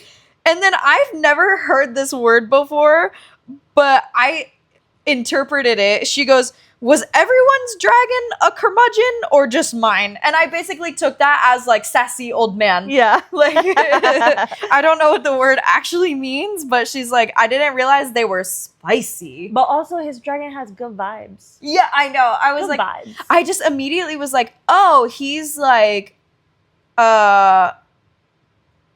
he has chosen her and is not gonna let her go. Yeah. Kind of thing. I think he's a dragon that values like intellect. Yeah. And he's like coaching her, like, okay, you gotta grip harder with your legs and blah blah blah. And then she's kind of like, I'm trying, I'm just not as strong as the other riders. And he goes, I know exactly who you are, Violet Sorrengail. And I was like, well, that line actually stood out to me because he says, I know exactly who and what you are. Yeah. And when that what you are part, I was like, yes, I highlighted so I didn't highlight it the first time for this reason, but the second time, so he, yes, refers to her as her name, but he multiple times refers to her as Silver One. Yeah. And I was like, why? I feel like it's more than just because her hair is silver. Like, there's something more about why he's choosing to call her that. Whether it's, like, it has fundamentally changed her, like, physique when her mom had that like her fever. physiology, yes. Yeah. Like, I feel like it has a deeper connotation that we just haven't learned yet. Yeah. You think there's, like, some kind of prophecy or something? Yeah. Like that's like the silver one or silver, like, you know, like it'll be something like, and silver will rise among the green, like and something, you know, like something about the fact that yes, her hair is silver, but like I feel like he's calling her that for a reason, specifically because we know he knows her name. It's not like he just sees her and calls her silver one. Yes, exactly. Because now that we know all this, we know the dragons talk to each other. The dragons know about what's going on in the human world. Yeah. Like, they know, because how else would he have known her? Right. Somehow they're aware. Yeah, exactly. And also, let's not forget that he is the dragon of the rider who tried to save her brother. Yeah. So I'm like... Interesting. I'm interested in hearing, like, the first-hand account of that. Of what happened. Yeah. And basically he like starts holding her in place with magic. Like he basically puts like a magic bond on her legs to like clamp her to him. And she's like, oh my God, like almost embarrassed. Like, oh my God, my dragon should not have to waste his energy on like clamping me in place. And she's definitely apologetic. And she's like, I'm sorry. Like, I just didn't think I would make it this far. And he kind of like sighs. And he's like, I didn't think I would either. So we have that in common. And I was like, ooh, like this is about to get, like, they're going to have a deep bond. Connection. Yes, yes. And it might be a little bit later on, but in the snippet that we got about a dragon bonding so strong to their rider, I was like, he probably loved his previous rider. Once this popped up, I thought the same thing. Yeah, and that's why he didn't want to bond, because he was done. Yeah. But, bonding to riders. Yeah. And then he saw what she did, and he was like, I'll give it another go. Almost like grieving. Yeah. Almost like he like went through a prolonged period of grief. Yeah. And now he saw something in her that made him be like, here's another chance. I can do it again. Yeah. Yeah, exactly. I will do it again because she's worth doing it again for. Yeah. I agree. Yeah. And then he's like, we're going to have to put on a show. And she's like, awesome. And he's like, you will not fall. I will not allow it. You have to trust me. And then he basically like keeps her clamped on with magic and is like flipping her everywhere. And she's like, I'm gonna puke. Like, yeah. I thought it was great. I was like, oh my God, it's like your own personal roller coaster. I know, exactly. But it's just funny that he understands, like, he can't just go back to the flight field and not put her through this, like, all the dragons do this to their newly bonded rider. They put them through this test of, like, are you going to stay on or are you going to fall and die? It's almost like, you know how people are differently abled? Yeah. And it's not wrong to accommodate someone in order for them to reach their full potential. Right. And I feel like this is what this is. Yeah, it's like he sees higher purpose than he understands she is not a frontline fighter. She is a strategist. Like, there is more bigger strengths. Yeah. Exactly. And he tells her, you are the smartest of your year, the most cunning. Yep. So he knows, they know about the humans. Yep, exactly. And then he says, you defended the smallest with ferocity, and strength of courage is more important than physical strength, since you apparently need to know before we land. Yep. Yeah. Because she asks him, she says, why did you choose me? And he's like, because you saved her. Yeah. And I was like, oh my God. I was like, I don't know what their like relationship is between the two of them, but I love it. And the fact that the gold one is still like flying with them, I was like, why? Mm-hmm. And this is where I was like, like, why is this gold one like going back to the flight field unbonded? Like, that's weird to me. You know what it was giving? It was giving like grumpy old man that takes in like a stray child. Up. Yes, exactly. Oh my gosh, you put it perfectly. It's giving up. Hi, my name is Russell from Wet Lodge 12. Are you in need of any assistance today, sir? No. That's exactly what it's giving. Yeah, exactly. But she's like, oh, but like, because he's like, well, because you saved her. And she's like, but like dragons value strength and cunning and ferocity. And he's like, please do tell me more about what I should value. Which I was like, finally. Yes. All these puny humans. Exactly. That's exactly what it is finally getting like this outside perspective of like, you know nothing. I'm the one who is the dragon. And like, it's about time, first of all, that you stop assuming the things about the ways that dragons function. I need you to sit down. Exactly. And then second of all, I need you to stop belittling yourself. Mm-hmm. Because actually, you're the most valuable of your year. Yeah. Not because of your strength, but because of your wit. I'm going to need you to sit down. Because of your wit and because of your compassion. Yeah. Yeah. So they like they basically are like, when you get back to the field, like you have to split, like you have to get off your dragon and go to the like scroll keepers to document the name of your dragon that you bonded. Because unless the dragon has bonded someone before, the only way their name is known is when they tell it to their bonded rider. Yeah. So, like, his name is known by some because he was bonded before. Yeah. But theoretically, like, she learns it because of him telling it to her. So it's like a way to, like, validate the bond, almost. Yeah. You know? But yeah, he, like, compliments her. And let's see. And then there's the part, basically, like, when he tells her to go, like, give the name, she walks up, gives the name, and then the little gold dragon is there too, and she gives her name. Wait, no. Because, okay, I put in all caps, OMG, I knew it. She doesn't give her name first. So she... What do you mean? Like, the little gold one doesn't give her name first. I didn't mean that she gave it first. I mean, she goes and tells them, like, the Terran's name. Yeah. And then the little gold one, after she does all that, is like, and mine is ba-da-ba-da-ba. No, because so when I knew they were bonded is not this moment.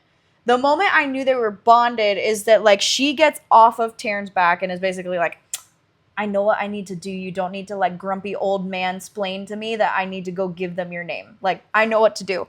And she, like, gets off and sees, like, the little gold one is right there, like, little puppy energy next to Terran. And she's like, glad you made it, but maybe you should fly off the next time someone suggests that you save yourself, huh? And in her head, she hears the little gold one say, maybe I was saving you. And I was like, I knew it. They're bonded. As soon as she spoke, I was like, I knew it. And I got so excited because I was like, oh my God. Because, okay. ¿Por qué no los dos? Yes, exactly. Because, okay, technically, at this point, it's not confirmed. But the like world, I put a lot of faith in world building where, like, I assume my author is not going to lie to me. Yeah. I agree. And so when the author is like, you speak to the dragon you are bonded to, or the dragons only speak to who they're bonded with, when she spoke to her, I was like, it's a bond! Like, yes! And now is like, she goes over there and like, so General Melgren is over like where she has to like give her name and her dragon's name. Like her mom is sitting over there. The general is over there. Like all these bigwigs are sitting over there to like hear who the cadets are, or riders now, because now she's a rider, who they bonded with. And this is where I said, this man is giving bad vibes. And I'm like, is he worried perhaps she will be more powerful than him? Because so it says, Melgren, the commanding general of all Navarian forces, has his beady eyes on Tarn in open assessment. His focus flicks towards me, and I suppress a shudder.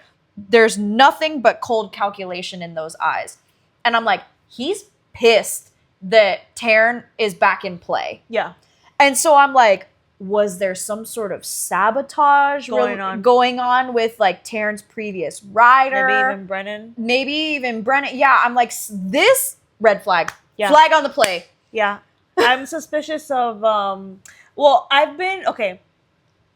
When I read that General Soaringale publicly wrote and disagreed with the fact that these children will have to see their parents executed. Yeah. I was like, oof, that put a target on her back.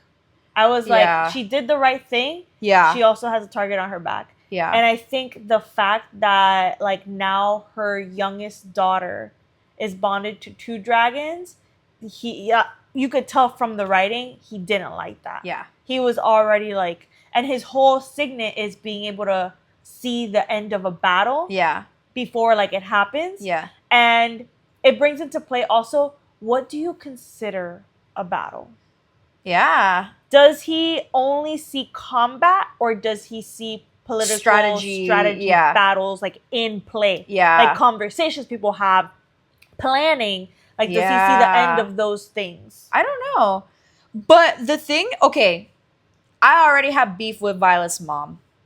At this point, I was like, fuck that bitch. Because how we were just talking about, like, you learn the name of your dragon when they bond and they tell you their name. Mm-hmm. So the Commandant Panchek is the one who is, like, writing down the riders with their dragon name. And he's about to be like, is that really Tarn? But before he can say Tarn, her mom is like, don't say it. Mm-hmm. Like, I need to hear, like, it needs to come out of her mouth. Otherwise, like, you can't prove that it's a true bond. Mm-hmm. Kind of, like, her mom is like, I don't believe that she bonded this dragon. And I was pissed. I didn't take it like that. I did. I took it, because we get Violet's interpretation of it, where she says that when her mom says, don't say it, not until she does, Violet says it's because only a rider and the role keeper know a dragon's full name, and she's not certain I'm really his. That's Violet's interpretation of what her mother's doing. But that doesn't necessarily mean that that's actually what her mom intends. Like, think about the fact of you just bonded a dragon. It's your very first, like you've survived threshing, and there's a certain dignity in telling the person, being the first to say your dragon's name out loud.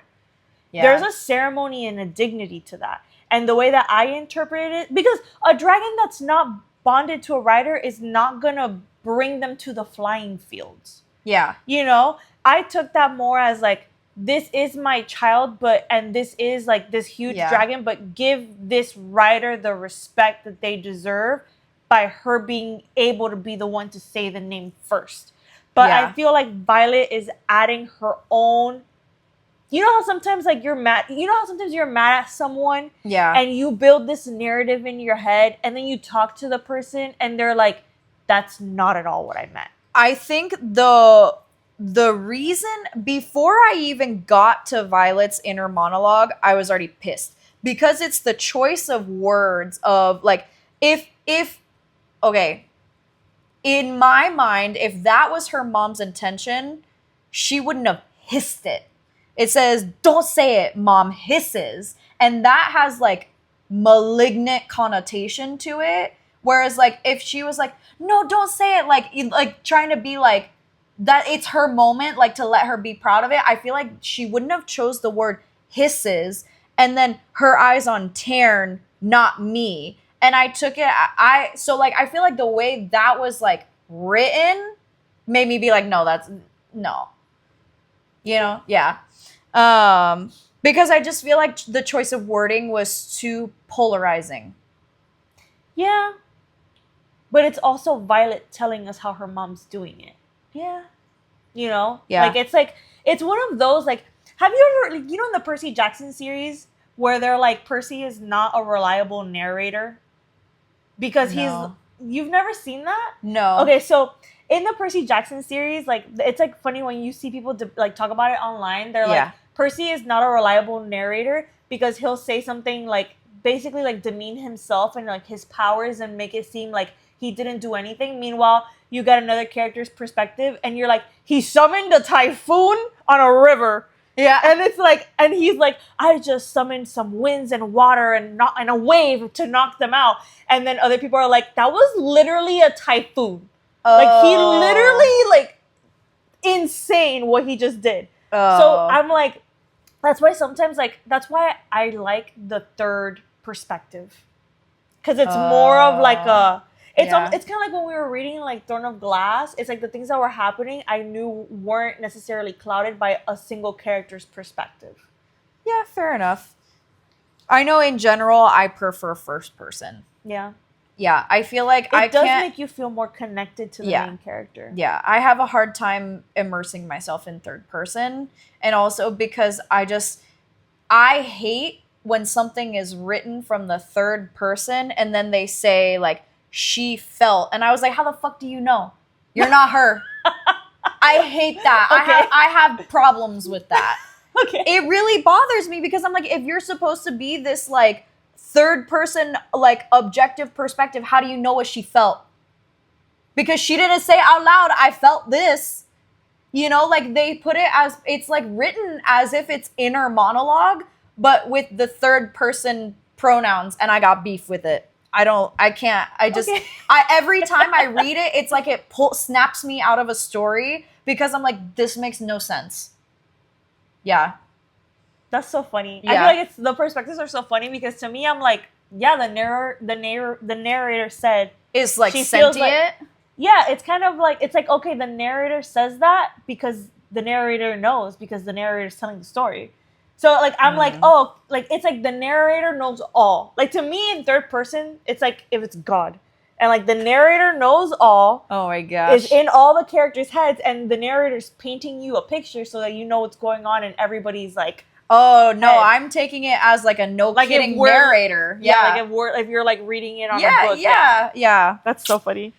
But this is, so she's like chitty chatting with the person keeping the record, and they're like, oh my God, like I can't believe that you bonded Taryn, like he's a legend. And she's like about to like agree and like keep the conversation going, and then she hears and Daranarum. I probably butchered the hell out of that. She hears in like this like sweet high voice in her head, and Darna for short. Mm-hmm. And at that moment, I was like, oh my God, it's confirmed. And again, I just was like, ah, like Yeah. I knew it. So she now gets to report to them. She's like, is she out loud? She goes, excuse me? Because she forgets. It's like you still have to get used to the fact that you just talk to them like in your here. head, yeah. And so she like turns and looks at the little gold one, and it was like, excuse me? And they're like, are you all right? And the little golden one is like, tell her. And Taryn's like, tell the role keeper her name. And I'm like, and Violet's like, and Darnarum. And Darnarum. Yeah, whatever. And the girl is like, both dragons? And it like absolute chaos erupts. Oh yeah. And that's the end of 15. Oh yeah. Yeah, I was like, what? Insane. Also, time check, it's 11:05. Okay. Yeah, I was like, absolutely insane. Couldn't like, yes, I could believe it, but also couldn't believe it. Mm-mm. It was too good. I literally was like, that makes so much sense. Yeah. Like when it was happening, because the way, it's just like the way that she describes how she sees the feathertail when they're walking at presentation, it really threw me a curveball. Yeah. Because I was like, oh, is she gonna bond this dragon and not that dragon? Like, yeah. I was literally like, what is going on? And then when everything comes together and it's like, this is made official, I was like, okay, makes perfect sense. Yeah. I feel like I don't know that every reader would have read the section where they're talking about the black dragons the way that we did and be like, that's her dragon. I don't know that everyone would have like picked up on that. Yeah. But I feel like a lot of people would have picked up on her seeing the little gold one and like the similarities and being like, oh my God, it's perfect for her. Like it was a lot more on the nose. Yeah. I guess is what I'm getting at. Yeah. So yeah, I feel like it was the fact that you can't say that like an intellectual equivalent is more or less valuable than the physical equivalent, that I was like, I can't let go of one, therefore it must be both. Or I hope it's both. Yeah. You know? I'm like, ooh. I'm like, she got 2 new besties. Yeah. And so the interesting thing now starting 16 is another one of Colonel Kaori's like quotes in his field guide. And it says, though this officer considers himself to be an expert on all matters dragonkind, there is a great deal we don't know about the way dragons govern themselves. There's a clear hierarchy among the most powerful, and deference is paid to elders, but I have not been able to discern how it is they make laws for themselves, or at what point a dragon decided to bond only one rider rather than go for better odds with 2. And I thought that was super interesting that he didn't even think about a person bonding 2 dragons, but was like, wouldn't it make more sense for a dragon to basically like pick better odds and bond more than one rider kind of thing? Like, but apparently that has not happened. So just kind of an interesting little like tidbit. Yeah. And of course, like we start 16 and they're like in an uproar, like absolute uproar about her having 2 dragons. Which I thought was ridiculous. Like the human uproar about her having 2 dragons, immediately it starts off with a general saying absolutely not. And I literally almost grabbed my Kindle and went, who are you? Who are you to decide what dragons she gets to bond or not? She knows both their names. Yeah. It was voluntary. And you're going to tell the like big old dragons who to bond and who not to bond? Like, good luck with that, buddy. Exactly. A lot of people don't make sense in this book. Yeah. They just don't. I feel like they're operating on like a lower level of like existence / understanding. I know. Because I'm like, ain't no way.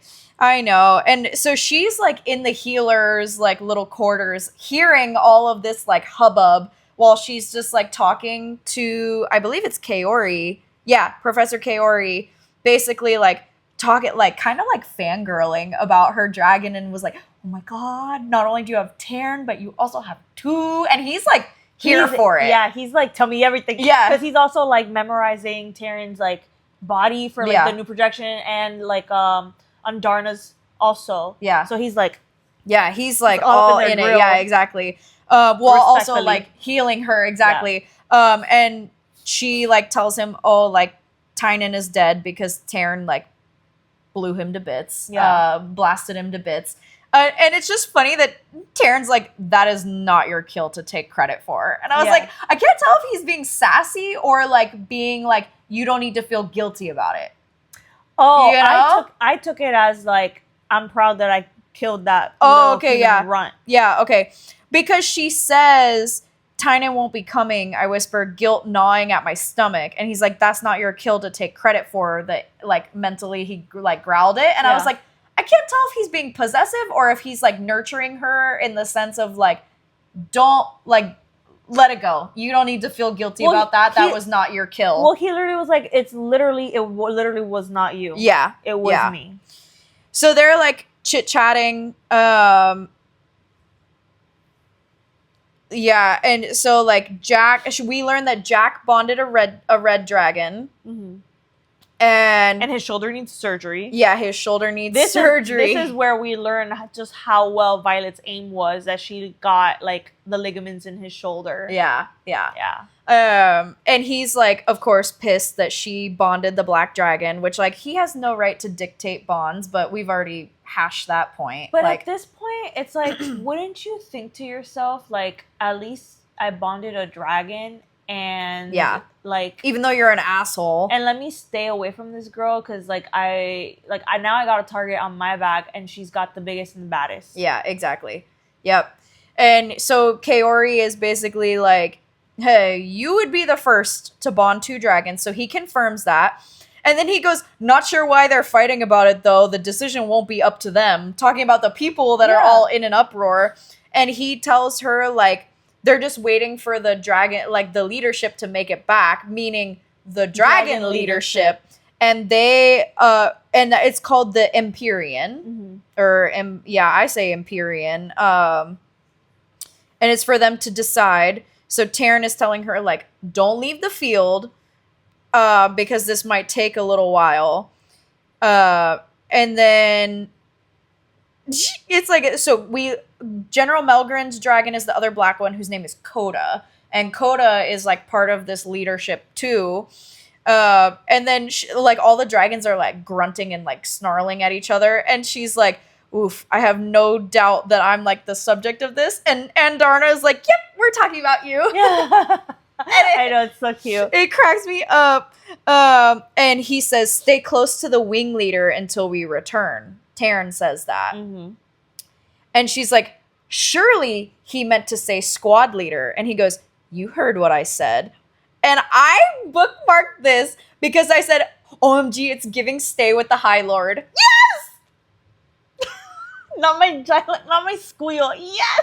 It's giving stay with the High Lord. Yeah, exactly. And she was like, ooh, or not. I guess he didn't mean squad leader. I guess he says what he means. Yeah, exactly. And so he's basically saying, like, stay with Zayden. And we learn that Trina, who was also in their squad, didn't make it back. Yeah. So the people from their squad that are left is Violet, Rhiannon, Sawyer, and Riddick. Yeah. Which, when Riddick made it back, I was like, yes. I had no doubt that Rhiannon was going to make it back, but I was going to be sad if Riddick also didn't make it back, because dude's funny. Yeah. You got to have comedic relief, you know? You do. Oh, but what I wrote something here. What did I write? Oh, I just was like, oh no, that's sad. Let's see. And so they're all that's left of their squad.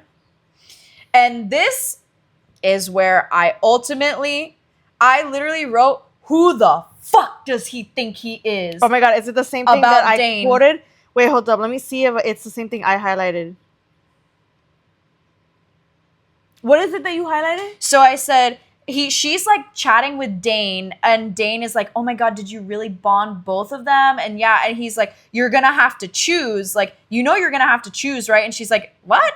And then he's like, do you trust me? And she's like, of course I trust you. And he's like, then you have to choose Andarna. He nods as if his decree equals a decision made. The gold one is the safest choice of the two. Okay, so I didn't highlight it, but I had the same I had the same reaction, and I got mad at Violet for not telling. She says somewhere in here like F you, and I'm like, girl, you should have said that earlier.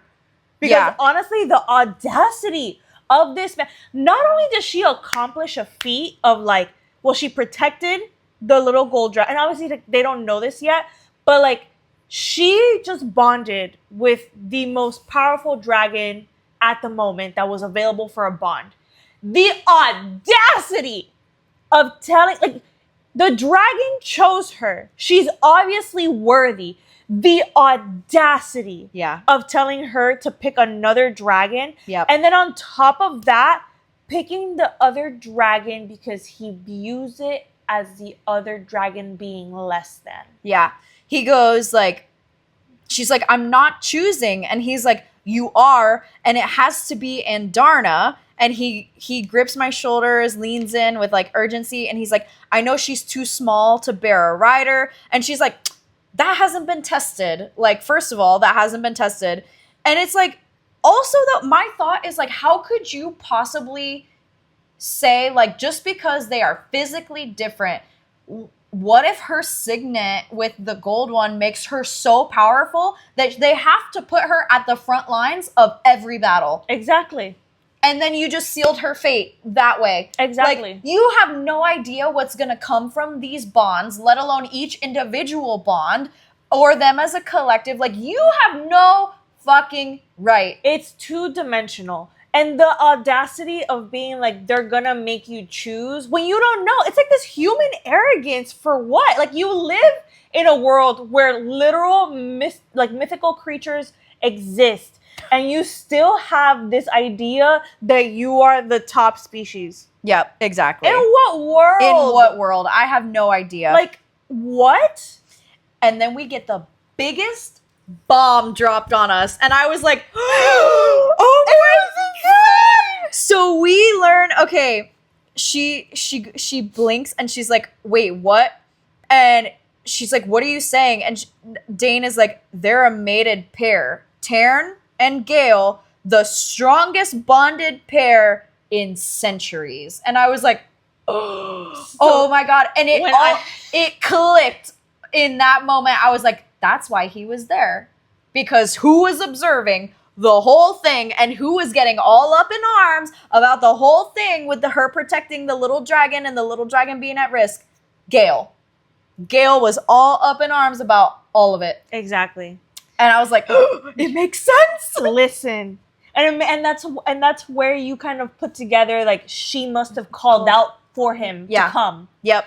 Because she's bonded to a rider, so it would have been an issue if she stepped in. And I was like, OMG, I knew it. Okay, so when I found out that the dragons were mated pairs, like, were a mated pair, I literally was like, oh my God, it's like Akatar, but like different and like awesome. Oh my God, I literally freaked out. Yep. I literally was like, this is so fucking cute. Yes. And the way that I was like, if I was Violet, the way that after finding this out, I would have like a little sleepover with my dragon and be like, so how do you fall in love? Yeah. How does it work? Tell me all tell about me it. everything. I want to know. I want to know exactly. And okay, so she's like, so Dane finally is like, fine, like I will hear y'all. Just tell me how it happened. So she tells Dane the whole story, and he's like, Xaden was there, and she's like, yeah, and he's like, so Xaden was there watching you defend the gold dragon, and Taryn just shows up. Like, I think, okay, I took the leap when, as soon as they said that Taryn and Gale are mates, I took the leap and was like, oh, Gale was like upset about the little one like being bullied and at risk, and like Taryn got the memo and was like, all right, I'm out there. Yeah, exactly. Say less, I'm there. I'm coming. And she's like, what are you getting at? And he goes, don't you see what's happened? Don't you see what Xaden's done? And I was like, there was obviously a convo between Gale and like Xaden about what was going on, because like they're bonded. And I was like, but that doesn't mean that there was foul play on Xaden's part. Like I'm saying, the notion that you could control a dragon. Yeah. Like if the it makes me wonder what relationship he has with his dragon, because I don't understand. Like, there's no way that is his dragon just like submissive to him and does everything that he says? And I find it very hard to believe that this big magical beast that's so like majestic and wonderful and super powerful is like gonna be like, oh, this like little human ant thing. Exactly. I'll just listen to it all the time. Exactly. Like, no. And he looks at Xaden and is like, you manipulated Threshing. And Violet is like, oh shit, like that is a huge thing. That's quite an accusation. Yes, quite an accusation. And she also clicks in her head that she's like, I'm standing here bonded to Xaden's dragon's mate. They're Like, writer-in-laws. Yes, exactly. And we also know from like all these other quotes about like the fact that, so Taryn took it really hard when his last rider died. Mm-hmm. We know that this other quote was like, it's possible for a dragon to take it so devastatingly hard when their rider dies that it kills them. Yeah. If Violet dies, there is a real possibility that Taryn dies. And if Taryn dies, Gale dies of a broken heart because too, they're a mated pair, which means that Xaden dies. And she clicks it all together, and she's like, he's not going to kill me. Yeah. Xaden is no longer enemy number one. I know he no longer can kill me because he'll be killing himself. Yep. Yeah, exactly. And I just was like, wow. And okay. But also he could have killed her 10 times over. Yes. That's by this point. There's this moment where she basically is like defending herself to like Xaden about like, I would do it again. I would defend the little dragon 100 times over. And he's like, I'm well the fuck aware. And he's like losing his temper. And she's like, what? And he like catches himself. And I marked it and I was like, oh, he's got that mate fury. And I was like, I don't know that humans in this universe like mate like that. But I was like, I wonder how much of the dragons having like mated fury, like that protected sense, I wonder how much of that bleeds into the them. Humans. Whereas like they might not actually be like a mated pair, but I wonder if it starts to like Gale feels that way for Taryn, and therefore Xaden feels that way for Taryn's rider. Mm-hmm. You know, like I don't know, but it was like the way that he like snapped and got like protective and then was like, what the fuck? Like, why did I just act that way? I was like, there's something there that's fishy. There's something there that wasn't there before. Yeah, exactly. And then Violet like puts it together. She's like, oh my God, like Gale told Taryn. And Xaden's like, yeah, she's not a fan of bullies.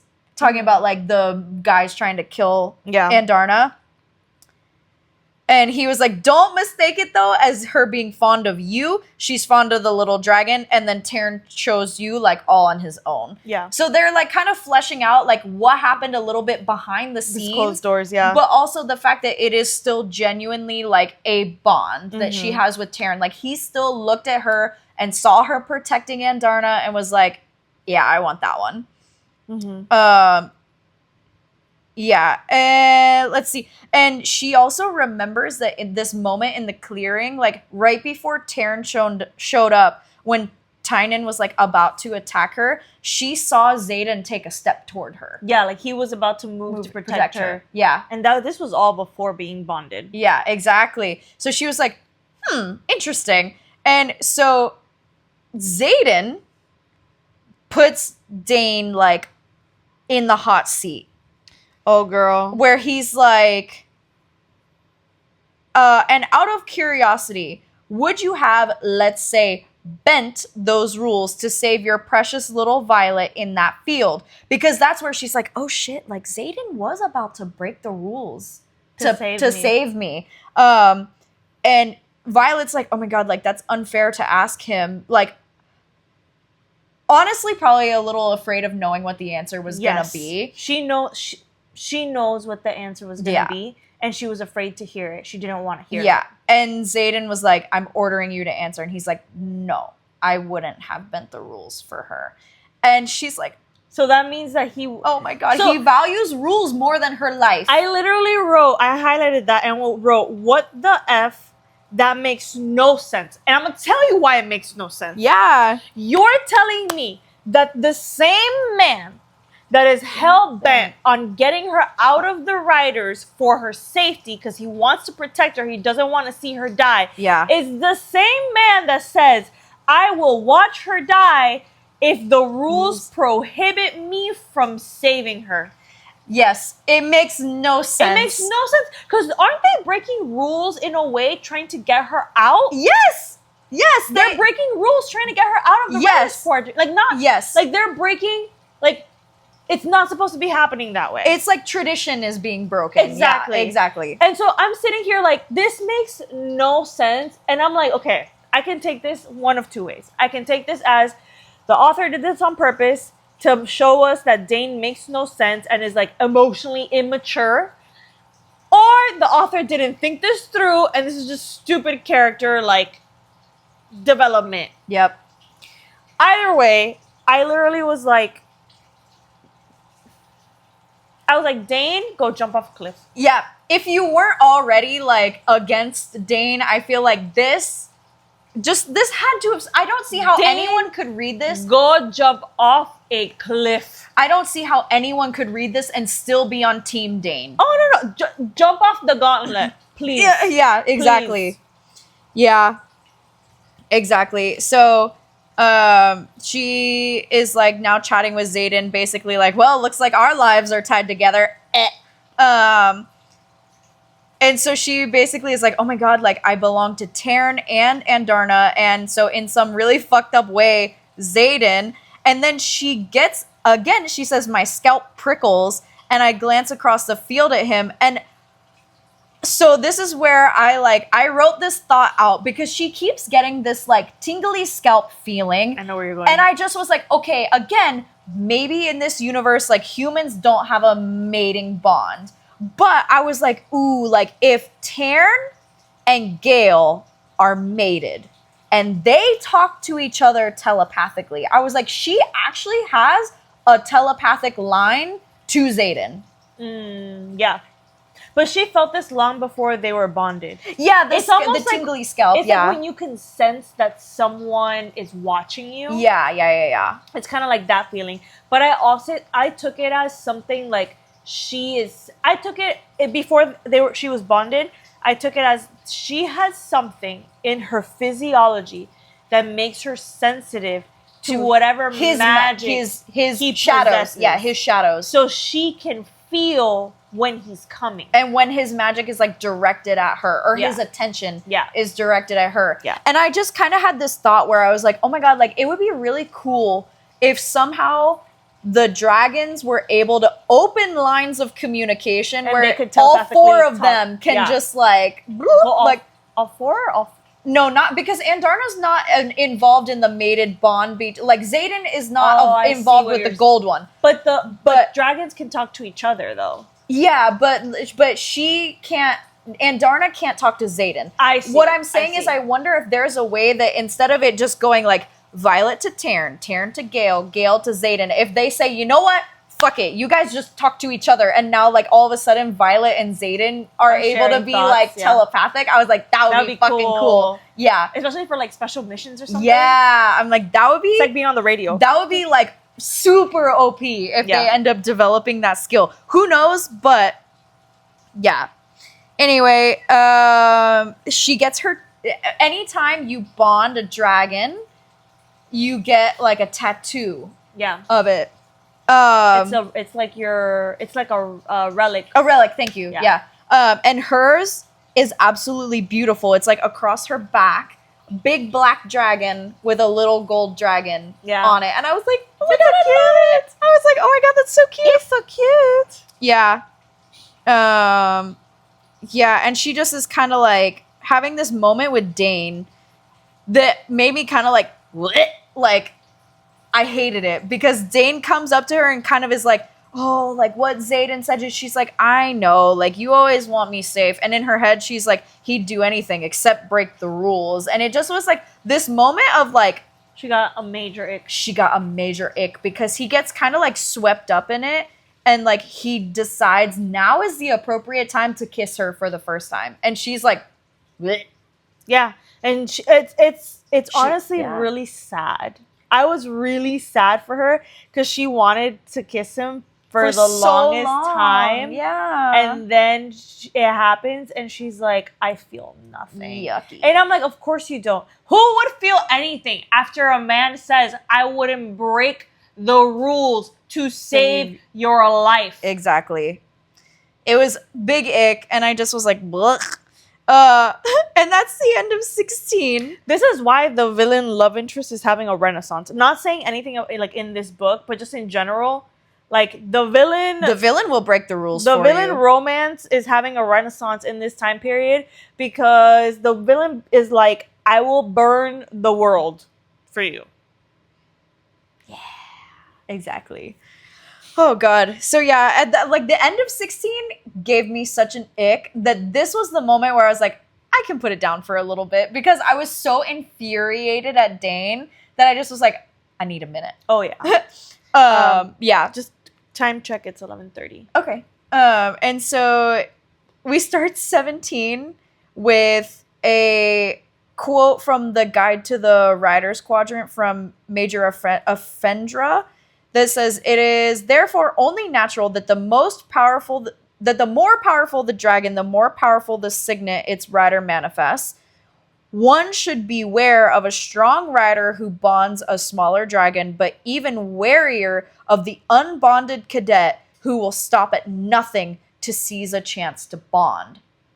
Because I didn't realize that this was like part of their world is like, okay, those people, including Orin, who go unbonded, theoretically could bond a dragon if like say someone gets killed in a training accident and now that dragon doesn't have a rider and one of the unbonded riders could bond that dragon. Like they might not have to actually wait a whole year like Sawyer did. Yeah.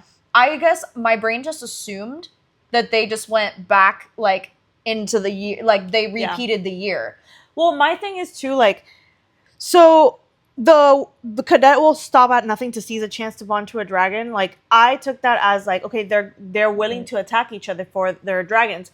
But I was like, again, in what world does it make sense that this mystical, magical being that chose this person to be their rider would be cool with you offing the rider that they chose and then being like, pick me now? You know what I mean? Like, there's a difference in a training accident versus like actual murder. Yeah, exactly. Yeah. I don't get it, but whatever.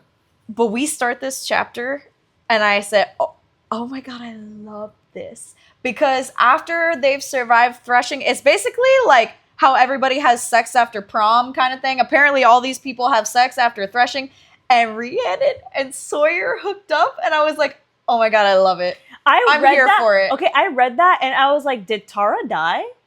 I don't know. Because she's the one that Rhiannon hooks up with in the very beginning. Yeah, I didn't even question it. I just was like, I love this too much that I was like, I guess either she died or Rhiannon is just like, woo, like. Yeah, just like having a good time with. Yeah. Yeah. But I literally was like, did Tara die? But then we, like, later on, Tara didn't die. Oh, no? They still, no. Oh, see, I think they hook up again or something. Oh. I didn't notice that. So so basically I say all this to be like, oh, so it's a free for all. Yeah. Like, it's not like, oh, you are like with someone and that's like the person that you do stuff with. It's like a down to clown. Swinging? Not swinging, but like it's very non-committal. Yeah, there you go. But Rhiannon's like, so who were you celebrating with? I heard that you like, and Dane had a little smoochy smooch, and she's like, girl, it was not like that. I felt nothing, like nothing. And Rhiannon's like, well, that sucks. Literally. Yeah, and so anyway, they're talking about like their little tattoos and how they turned out. And then they go to breakfast, and Imogen, the girl that had like dislocated Violet's arm and broke her arm in her first challenge, is like coming to sit with them, and they're both like, the fuck? Like, why are you sitting with us? And she's like, I mean, like, power dynamics always shift. Like, it's kind of not really worth our time to get to know any of you first years until after you've bonded, because like you could just die at any point anyway. So like, and I was like, fair, but also not fair. What a thing to say. Exactly. So they're actually like getting a little bit of this like power dynamic where like the older classmen are starting to respect them. And then also people are like acting scared as hell of Violet. Oh yeah. Because not only did she bond Taryn, who's super powerful, she also bonded two. Yeah, bonded two of them. But a feathertail. That nobody knows anything about. Feathertails, everybody's like, they don't usually bond. Yep. Exactly. And so Imogen is like, oh, like, first of all, you need to eat more protein. Second of all, you need to get beefier and stronger. And so she offers to train her. And Violet's kind of like, I don't trust her. And Taryn is like, trust her. Yeah. Believe me, trust her. So I just kind of, maybe I'm reading too much into that, but I feel like the fact that Imogen is one of those, like the rebellion, rebellion kids, that I was like, I feel like this is just starting to slowly feed more into that theory. Yeah. You know? But anyway, Taryn's like, yeah, you also need to eat. So like, shut the fuck up and quit arguing. Mm-hmm. And so Imogen like agrees to like train her, or offers to train her, and Violet's like, well, she didn't give a shit about me before. And then I wrote, well, they all care about Xaden though, which means they now all care about you. Okay, here's the thing. I don't think that they know. Because in this thing, she says, like, she looks over to Xaden and realizes that it was an order. Yeah. That the reason Imogen is doing this is because he ordered her to do it. Yeah. So I don't think that they know. Well, but Dane knew that Taryn and Gale were mates, like, without Xaden having to say anything. So I don't think it's secret knowledge. They might not have clicked of, like, Xaden's life is at risk if Violet's life is at risk. But once he ordered it, I bet that they understood. Yeah. They might not have, it might not have clicked, but I also don't think it's a secret that Taryn and Gale are mates, because Dane was the one who, like, offered that. News. Yeah. But also, like, I don't know where Dane lands in all of this, right? Because he's supposed to be like, it's supposed to be strange that he's like a squad leader, right? Yeah, because second years usually aren't. And his power is like memories, like recent memories. So it makes me wonder, like, have they already asked him to do certain things for interrogation? Does he have info that we don't know about? Because I'm pretty sure that he didn't, like, I'm pretty sure that the general population doesn't know. Dane's power? No, that the general population doesn't know the risk that Xaden is now at risk because Violet's life is tied to his. I would think not. I don't know, because it was the fact that Dane just was like, oh, like Taryn and Gale are mates, that I was like, okay, so this is not like a unknown piece of information. Yes, but I wonder if it's common enough knowledge. Like, is it a need to know, or is it like like it's in a book and people don't read it, but it's there? Oh, yeah, You know? I don't know, maybe. Yeah, and I just was like, again with the head tingles when she like knows that Zayden's like looking Every at time her. her head tingles, I'm like, hee hee, yeah, girl, tingle. Let's see. Boop, boop, boop. What else did I highlight? Oh yeah, this is where he talks about him like lowering his leg being an accommodation for him. He's like, I don't need you sticking me with your dagger. Yeah. Trying to climb up my leg. I didn't really highlight any of this stuff. Oh, so they go to do like a flight training exercise because now they are riders. They have to learn how to like fly as a unit and like actually also stay on their dragons and like do maneuvers and all this stuff. So they're going to like flight training, and she basically is like, I feel guilty. Like, she's like, if you keep holding me on to you with your magic, like your energy is gonna get depleted, and then we won't have enough power to like channel in battle when we need it. And he goes, it's a minuscule amount of my power. And I kind of like did a little like tee-hee-hee, like, I wonder, like... He's a big pop. He's sitting there like, girl, I just put a seatbelt on you. Yeah. Believe me, it's not that much magic. Yeah, exactly. And then it's just so funny that he's like, fine, have it your way. And takes the magic off and then, like, turns and she just, like, like, falls off immediately. Gets and it's caught, like... thrown back up. Yeah, and it's like we learn that she, like, repeatedly, like, falls off of him again and again. And, like, in the beginning of their flight trainings, it's, like, 36 times in training that she's like falling off and he's just catching her. Mm-hmm. But again, he calls her like stubborn silver human. And I said, like, why does he keep calling her like silver specifically? Like, yes, her hair's silver, obviously, but I'm wondering if it's like emphasized because it's important. Like, is there something to do with the fact that like the silver one has a gold dragon? Like, is there, like you said, maybe like some sort of like prophecy or like some reason that the silver is important? Is there like a rider in the past that had a similar affliction that like maybe he's guessing like their signet will manifest a certain way because of that? Like, I don't know. I just feel like it's important. Mm-hmm. Maybe it's just old dragon speak that he refers to her as like silver one and I'm reading into it too much, but maybe not. Yeah, and so I wrote, girl, I do believe you caught the ick, because she's like, there's just this like sea of awkwardness now when she sees Dane again, and she's like, I just don't know how to navigate this, and I'm like, you caught the ick. Also, Dane wants to talk to her about what happened, and she's like, oh, what, the part where you told me Zayden's gonna get me killed, or the part where you kissed me? And he was like, the kiss. And this part irked me so much, because he essentially is like, you know, like, I'm sorry, like, I didn't want, like, I'm sorry that I did that, yada yada. But the reason he's sorry is not because he also didn't feel anything. It's because he's like, I'm a superior and I shouldn't be hooking up with you as like somebody below me, while he literally had sex with Amber. Yeah. Who is a year older than him and a wing leader. Yeah.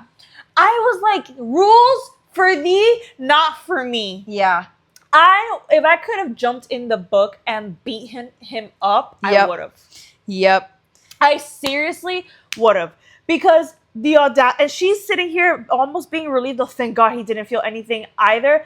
And then he starts to be like, maybe after graduation. And I was like, that is so gross. Yeah. I was so grossed out. The after graduation part, really? Are you kidding me? Like, tell me that you don't know how to read a situation without telling me you don't know how to read a situation. Yeah. And she just kind of like placates him in a way.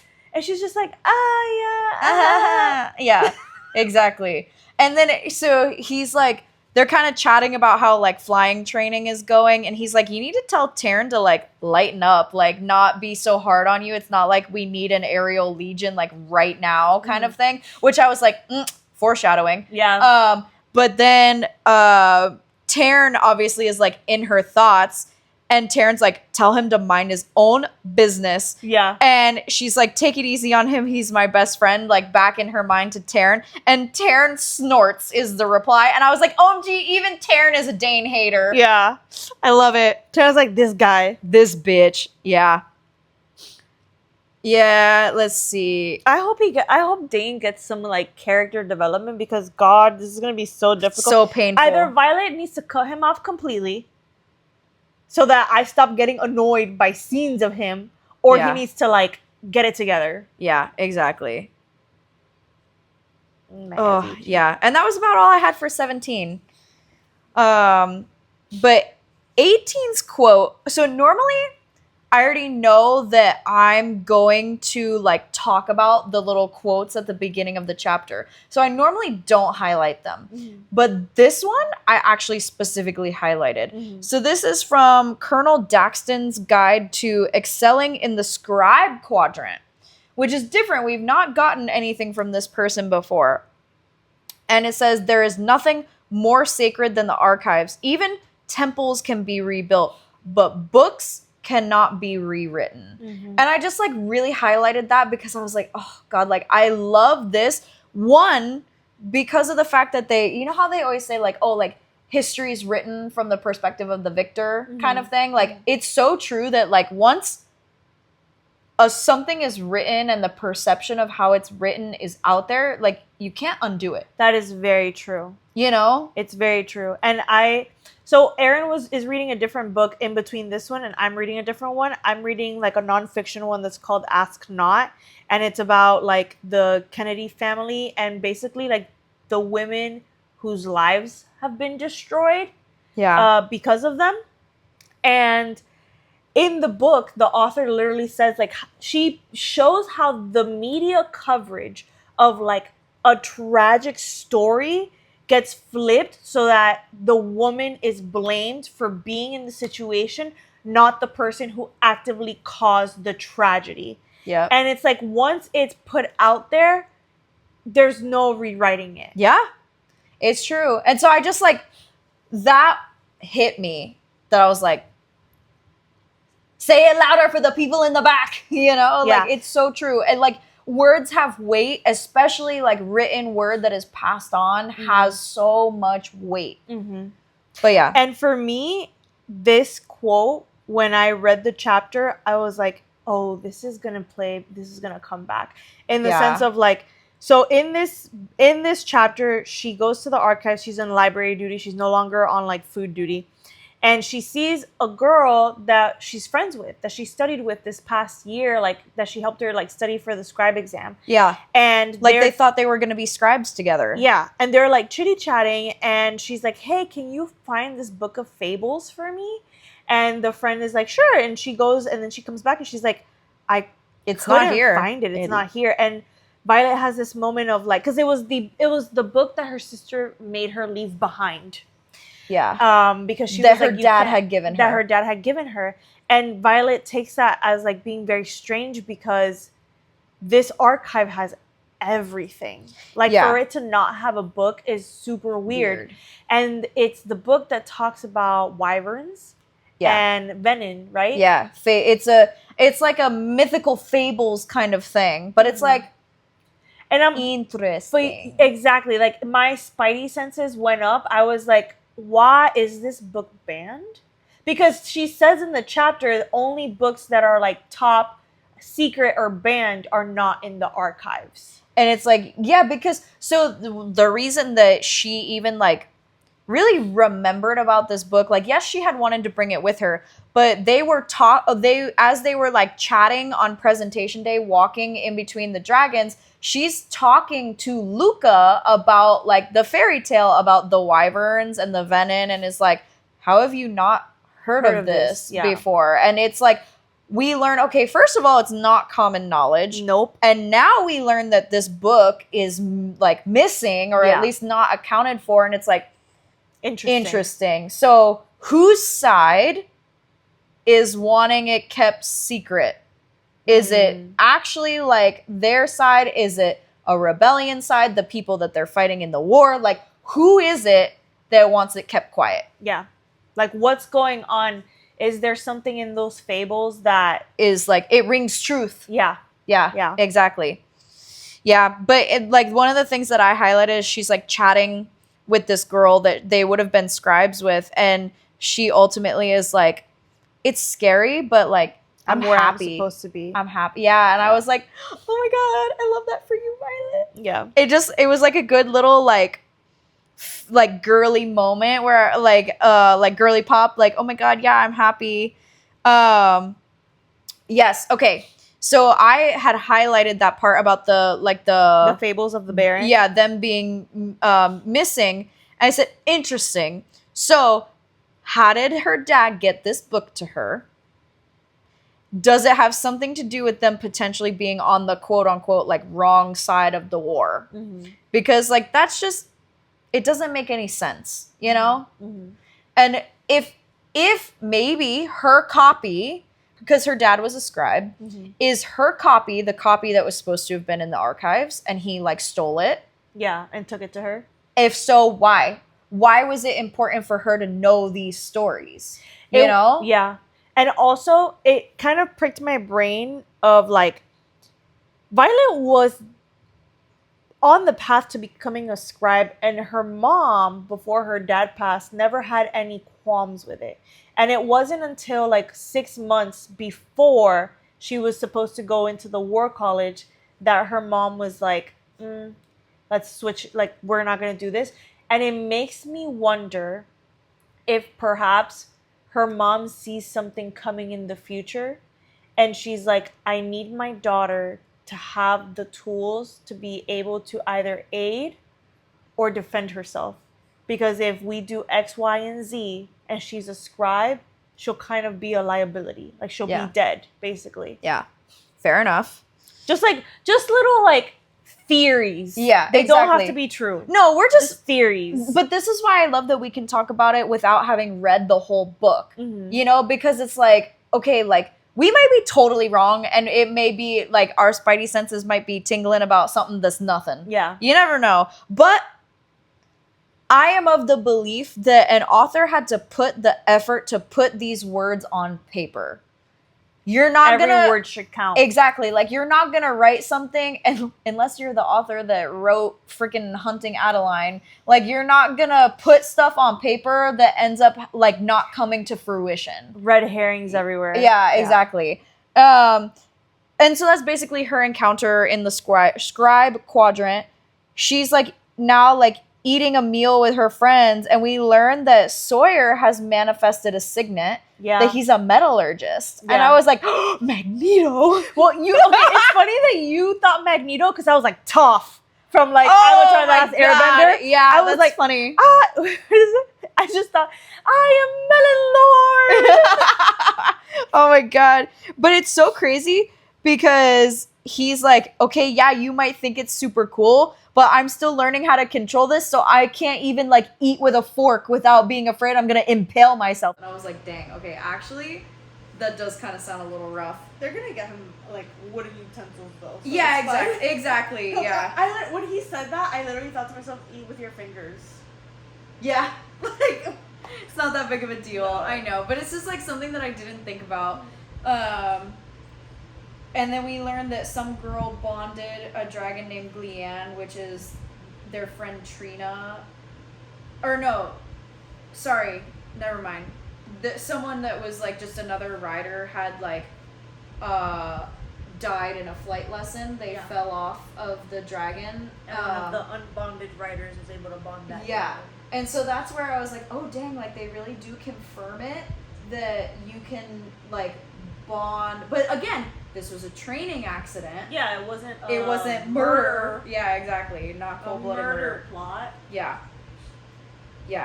So she's like in flight training, and it's just funny that Taryn's like, oh, you only fell about a dozen times today. Yeah. And in my head, I'm like, that's a lot. But I mean, it was like 3 dozen every time they were flying. Yeah, exactly. It Honestly, is an improvement. if I was Violet, I'd be like, thanks. Yeah. And it's interesting that he's like, I'm training you for battle, and then referring to her professor, he's teaching you parlor tricks. And then I just kind of was like, this is interesting that, like, to me, this supports the theory that we had mentioned before about, like, they're gonna go to war before she graduates. oh yeah.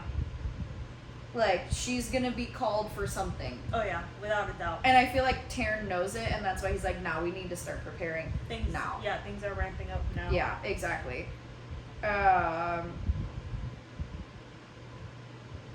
Oh, and so they're like, okay, I love Taryn being like sassy man, because he also calls Violet on her shit. And this part cracked me up, where he's like, this grumpy ass just caught you a dozen times, silver one. And she's like, eventually you can call me Violet, you know, which was like, okay, yes, I've already talked about that. And he's like, I know, and I could also call you Violence, like the wing leader. And I was like, oh! I said, whoop, And she goes, you wouldn't dare. And you know how much that ass annoys me. And he goes, annoys you? And like chuckles. And she's like, is that what you call it when your heart rate, ... And she's like, don't even start with me.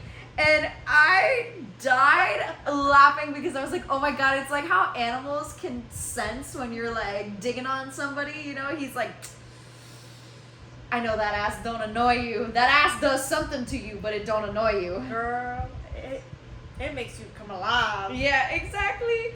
I just think it's so funny how, like, she acknowledges that she is physically attracted to him. Yeah. But she just can't let herself, like, fall into it. I know. And, like, maybe I would get it if I was in that world. But as the reader, I'm like, girl, if you don't, go get you some. Please. He can't kill you now. Exactly. Oh, okay. So now, like, they land and Dane is like walking towards them, and Taryn's like anger doesn't suit him and is like growling at Dane. And I was like, the fact that Taryn is so protective of Violet when Dane is around is like another red flag against Dane. To me, it's like when someone's dog doesn't like somebody. Yeah. You know, like. You think Dane is gonna betray Violet? I wouldn't say that he's gonna betray her. I just feel like it's bad juju. You know, like Taryn can tell like he's not good for her. Yeah. I don't know, like I don't know. No, that did not cross my mind. Like, and you throwing it out, I'm still kind of like, no. I think it's just one of those like, Violet is not in tune with instinct the same way that a dragon is, and the dragon is like, that bitch ain't it. Yeah. I feel like I could see Dane not thinking that he's betraying Violet, but actually like betraying her in order to uphold a rule. Yeah. Yeah, fair enough.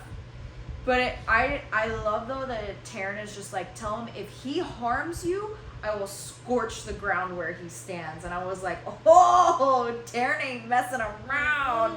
Oh, and it's funny that she tries to like what's the word, where you like abbreviate.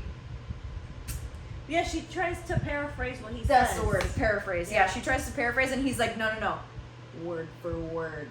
Tell that bitch what I said. Or I'll take it up with Kat. Yeah, exactly. Oh, yeah. Whew.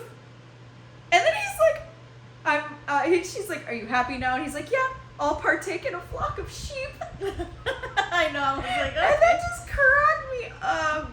Oh, I can't with him. Okay. Taryn is like, right now, like my favorite character. Yeah. I love him. So Dane is basically like upset that Violet hasn't told him that she's basically like falling at every flight lesson. And she's like, literally everyone knows. Yeah, and like, so if you don't know, it's kind of like not my fault that you don't know. That you're not paying attention. I highlighted this and I have words to say about this. He said, all this time, I've been letting Kaori teach you, thinking he must have everything under control. I was like, who the fuck are you?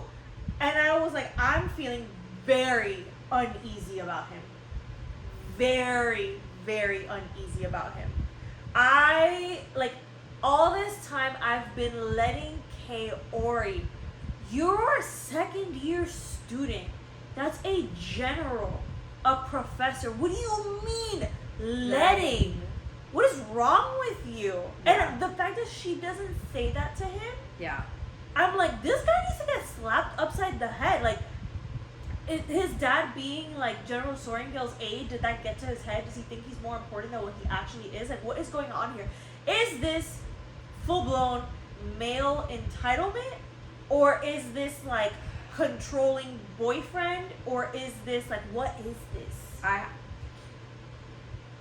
I have no idea what it is, but he's making an ass out of himself, I can tell you that. When I tell you that, I got up out of my bed Yeah. with the Yeah. Kindle and was like, oh, do you think you are? Yeah. It was very like, very, very Yeah. bad. And it's like, it's just everything that he says and does is the wrong thing. Because then he starts to question her training with Imogen. And Violet's like, okay, yeah, I know that Xaden, like, put her up to the task. Like, I'm not an idiot. And he's like, but he, meaning Xaden, like, doesn't have your best interest at heart. And she said he shakes his head, looking more like a stranger than I've ever seen him before. And it's like, they're just growing apart so much. so fast, too. And it's his fault. It is. He continuously pushes. It's kind of like, you know what it's giving? Spoiler alert, if you haven't read ACOTAR. It's giving Tamlin. It's giving Tamlin trying to hold on to Feyre and protect her and really just like Making it worse. Yeah. Yep. Fear gets you nowhere. And that's why further down on this same page, I highlight, he's like, I'm terrified you're not going to make it to graduation, Vi. You know exactly how I feel about you, whether or not I can do anything about it, and I'm terrified. And she literally laughs at him. But I say he's so ridiculous with thinking that, like, his fear gets priority. yes, over her life, over her decisions, over her autonomy. It's ridiculous. Where do you get off? Girl, like this author, if you wanted us to hate him, oh, you did the job. It's just, okay. I really hope you don't try to make it so that like we end up liking him, because girl, it's really hard to dig your way out of this one. I have the same thing where I'm like, the people who fell in love with Tamlin, because they didn't see the red flags, must be the same people that are like on the Dane train and like adore him. I don't think anybody's on the Dane train. I don't know. After we finish this book, I'm convinced that it will still be every book when there is more than one male interest. There's always people that are on more than one side. You know, there were people that were Team Dorian, Team Kale, Team Rowan, like everybody, like, you Gets know, their yeah, spread. exactly. And so, like, I guarantee you, there is a following of people that are like super like into Dane, and I worry for those people. I do, because I'm like, how do you not see the red flag? He is like so. Unless they're the red flag and they're like, oh, I would do the same. Oh, maybe. Maybe. I didn't think about that. I'm thinking these are the people that are going to end up in abusive relationships, you know? Like, I will tell you that if we finish this book and we find like Reddit posts that are like for Dane, I'm going to have surprise Pikachu face. I'm going to be like, and I'm just going to be like, I told you. because even like, you know that I take my time usually to like, you know, I'm like, okay, I empathize with the feelings. I'm going to see how this goes. Yep. Already, this chapter chunk, I was like, Okay. throw this man away. Put him in jail. But she finally claps back. And I was so freaking happy that she finally says something to him. Because he says this like, I'm terrified. And she laughs at him. and throws his words back in his face. She says, "This place cuts away the bullshit and the niceties, revealing whoever you are at your core. Isn't that what you said to me? Is this who you really are at your core? Someone so enamored with rules that he doesn't know when to bend or break them for someone he cares about? Someone so focused on the least I'm capable of doing, he can't believe I can do so much more." And I was like, finally. It's about damn time. Yes. In a minute, I'm gonna read this. Man. Yeah. And she goes, "Let me get one thing straight." And she's like, "I take a step closer to him, but the distance only widens." And I was like, oh, that hit. "The reason we'll never," in italics, "never be anything more than friends isn't because of your rules. It's because you have no faith in me." Say it one more time for the people in the back. Ugh, they heard it loud and clear. "Even now, I've survived against all odds and bonded not just one dragon, but two. And you still think I won't make it." For real, like at this point, you gotta think to yourself, like, maybe I made a mistake. Yep. So for Like any reasonable person would be like, well, she bonded the biggest, baddest dragon and has a feathertail who has never bonded with anybody ever again. So who knows what kind of like Pandora's box of powers that's gonna be. Yep. And she goes, "So forgive me, but you're about to be some of the bullshit that this place cuts away from me." And I said, "Oh shit." Like that. I can concur. She did right. Oh shit. Yeah. Oh Mic drop. God. And it's just funny that she has this conversation with him, walks away, and then like sees Xaden, and he kind of like looks at her with like the brow, and she's like what and happened there? she flips in the middle finger, and she's like, "I'm not taking his shit today either." I'm fucking done with these men. And then And really quick, when he said that he was terrified, I wrote, "He's gonna die. I'm convinced." yeah, I'm convinced. no one that's plagued by that amount of fear can possibly survive. No. It's just survival of the fittest at Yeah. that point, you know? Yeah. But I laughed though because when she gives Xaden the middle finger and keeps walking, she said, "Fuck you!" Like the Elmo that's like, "Fuck you!" Yes! It's like driving, "Fuck you!" And meanwhile Xaden's like, "I didn't do anything." He's like, "I didn't even do anything today." Yeah. What? Yeah, Well, exactly. personally, when I think about it, I really don't think that Xaden really does anything. He's not as like. He's not irksome. He's not irksome. Like, he really doesn't do anything. He just talks to her. And I feel like I will forever be a fan of the male characters who push the female characters to see things for themselves. Mm-hmm. And I feel like that's what he does. Like, he very easily could have looked at her and been like, "You realize that you could get up the gauntlet, like, doing this, Yeah. right?" But he didn't.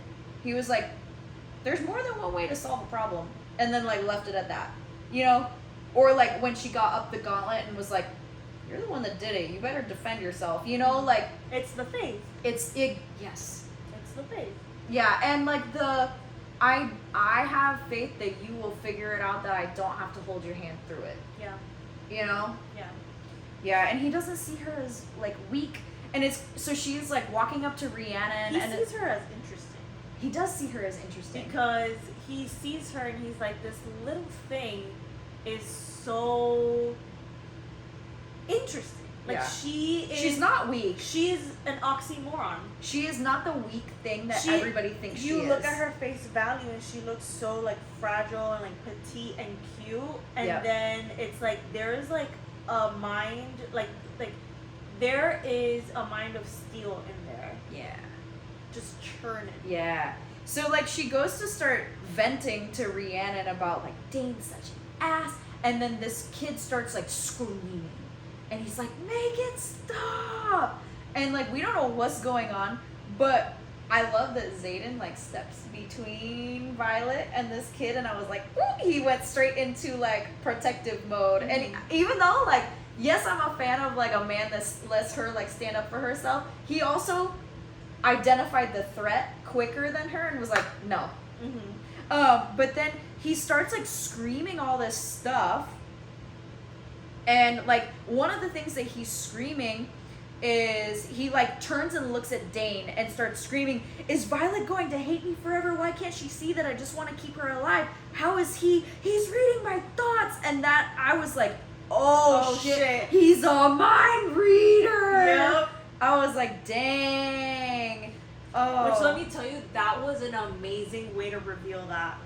Yeah, but apparently it's like a capital punishment to be a mind reader. And yeah, they can't have that. I didn't realize that, like, why wouldn't they want to use, like, train them to be used to their advantage? I wonder, A, when that rule was made. Yeah. And B, it had to have been somebody did something, like, maybe, like, the other side had a mind reader and hacked their mind reader and then had, like, everybody's thoughts or something. Like, I truly wonder, I wonder if it's one of those things of, like, it's just so dangerous that they were like, no.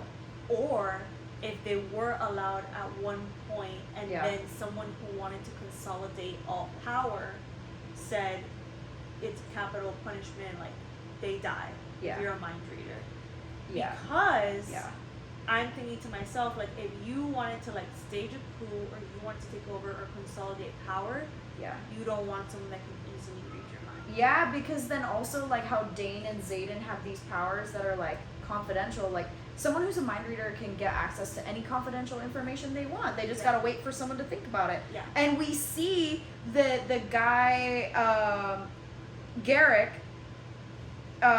starts thinking, so because the guy, the intrinsic turns and looks at him and he's screaming like, damn it all to hell, he'll know about blank, and then Xaden like strangles him with the shadow so he doesn't say anything. And I'm like, he'll know about what? Exactly. What is he gonna know about? Exactly. And I'm like, it could be as simple as he's gonna know about the fact that all the like rebellion kiddos have been like meeting helping up to each other. And it could be as simple as that. Yeah. I don't think it's as simple as that though. Or he could know about something else. Yeah, exactly. It made me actually really sad though that the professor walked up and just broke his neck and killed him. And that was Professor Kaori. Yeah. That we haven't even really, we've met but not really. It's the one that like trains them how to use their signets. Powers, yeah, exactly. Yeah, and then we get now like Violet is either having a memory or a dream. We don't really know which. So that like them killing that guy like ends that scene. So now Violet's like having a dream of some kind, and she's with her dad in the archives, and he's like telling her about like, yeah, you have to like look at your sources. He says you always have to see who is telling the story, and I highlighted that, not even necessarily like relevant to like this story, but just in general, like that is always such a critical piece of advice, is like, yes, you do always have to look at like not only what's being said but who is saying it. And you can tell, okay, so she's having this dream and like this really like booming voice is like, wake before you die. And I'm like, oh my god, it's Taryn. And Taryn is like waking her up, and he's like, move now. And then like we learn that she's like basically about to be attacked. Yeah. And I was like, oh, in her sleep. In her sleep, which is against the rules of the Codex. Yep, you don't attack somebody in their sleep. Which, like, okay, honestly, smart on Violet for not trusting a rule, because she sleeps in the dragon scale like vest. I think her sister told her to sleep in it, right? Yeah, I think so. But basically, like, Taryn is like screaming at her to like start fighting, and he's like, he'll be there, just hold on, like he'll be there. And I was like, who's he? I know, I knew who. Yeah. When he was like, he'll be there, I was like, ooh, yeah, about to get crazy up in here. Yeah, exactly. Oh gosh. He's almost there, and and I was like, in all caps.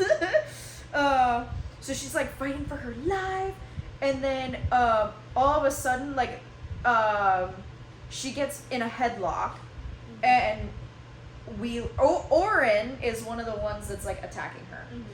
First of all, she saw someone run away, like flee the scene, and she recognized them, but we don't know who it is just yet because she doesn't divulge that. Yeah. Also, though, like, I figured it out, but I don't know. We'll talk about it. But anyway, so Orin is like your dragon is mine. And we're like, okay, so this is why he's trying to kill her. At least he thinks if he kills her that this dragon is gonna actually bond with him, but like we know that that's not the case. Yeah, no. And so she's like she's like in this headlock, and the knife like touches her neck and starts to draw blood, and she hears Andarna's voice in her head that's like, mine! And it says, everyone in this room is frozen in place except me. And I said, oh shit, again, because she's like describing like we go into the next chapter, and she's like, what the hell, like the clock is not ticking, like no one's breathing, but I can move. And you're like, oh my god, like she froze time. But the way that it's written though, I was like, okay, is she manifesting a signet? Is this like Andarna's power? Like the way it was written, I wasn't convinced it was a signet, because Violet didn't do anything. Yeah. You know? Yeah. But not to like skip a quote, this one was also from Colonel Markham, the scribe. Yes. He says, in response to the Great War, dragons claimed the western lands and Gryphons the central ones, abandoning the barons and the memory of General Daramore, who nearly destroyed the continent with his army. Our allies sailed home, and we began a period of peace and prosperity as the provinces of Navarre united for the first time behind the safety of our wards under the protection of the first bonded riders. And I was like, okay, who the hell is this General Daramore guy? He's gonna come back. And they talk about like, okay, dragons and then Gryphons like claiming land, and he like nearly destroyed the continent with his army. Was his army wyverns and like the venom? Question mark. Well, like, and it says the barons, so we know that it's a place, and we know the book is the Fable of the Barons. So probably going to go to that land at some point in this series. Yeah, exactly. So I just was like, I wonder if like, I don't know. That one I was like, I think they dropped a lot of history there that's gonna end up being important. Oh, yeah. Which is such a weird time for them to drop that, like in the middle of her getting attacked. Yeah, exactly. I was like, ah! So yeah, it's like, and Darna's like, quick, like, I can't hold it. Which I was like, okay, so this probably isn't a signet. It's probably like, Andarna's power. Yeah. But she, like, it definitely, like, froze time, and Violet's able to, like, sneak away. And it's like, in the moment that time was frozen, Xaden had, like, busted through the door. So he's frozen mid, like, anger bursting through the door, and she runs over to him. Time resumes, and Xaden is like, the fuck? Like, how did you get from there with a knife at your throat to here? Split second of, like, what the fuck? And then immediately kills them all. And I was like, dang. I wish you could have seen your face. Aaron was like, and I like that. Man sits on business. I was like, whoa. Oh, yeah. Oh, yeah. And she's like, I'm so fucking relieved to see him. I could cry. I'm like, I would be too. And Taryn, like, is getting her inner monologue of her, like, realizing that she goes, okay. She goes, I'm so fucking relieved to see him, I could cry. And Taryn goes, well, it's about damn time. And I was like, you could double take that, where it's like, either he's like, it's about damn time that Xaden showed up, because you know that Taryn somehow picked up on the fact that she was in danger, told Gale, who told Xaden, you need to get the fuck over there because you'll get there faster than we can. Or I was like, Taryn's like, well, it's about damn time that you're excited to see him and you're finally starting to get on the Xaden train because he's not a villain. Like, one of the two, or both. Okay. Yeah. Okay. Yeah. So anyway, Xaden kills them all. And Oren kind of tries to be like, before he's killed, he tries to be like, oh my god, let me explain. And Xaden's like, bitch, I heard everything that I needed to hear, that you said you were going to kill her and your dragon is mine. She should have killed you on the field, but she's merciful. That's not a flaw I possess. I know, when he said that's not a flaw I possess, I was like, okay, I don't think being merciful is a flaw, but objectively, in this world, Miss Violet needs to start killing people when she has the opportunity. Yeah. Because boy, do they come back to bite her in the ass. Exactly, because Zayden is basically like, yo, you did not go for any kills with any. In this moment, she should have aimed to kill all of them. And she as didn't. many as she possibly could have. And all she did was injure them. Yeah, she like went to maim. Like, girl, it's like okay, I get it that she's never killed someone, but also if it's like you versus 6 people, like how you gotta start getting the numbers in your favor. you girl, like you have to eliminate threats. Like I could see you not killing the last person standing. Yeah. You know, but everybody else, like you kind of have to like protect yourself. It's hard because I understand like her not wanting to kill somebody. I do understand it. Yeah, but she needs to also understand that she won't die. I was gonna say she has to understand that they are not looking at her that way. Yeah.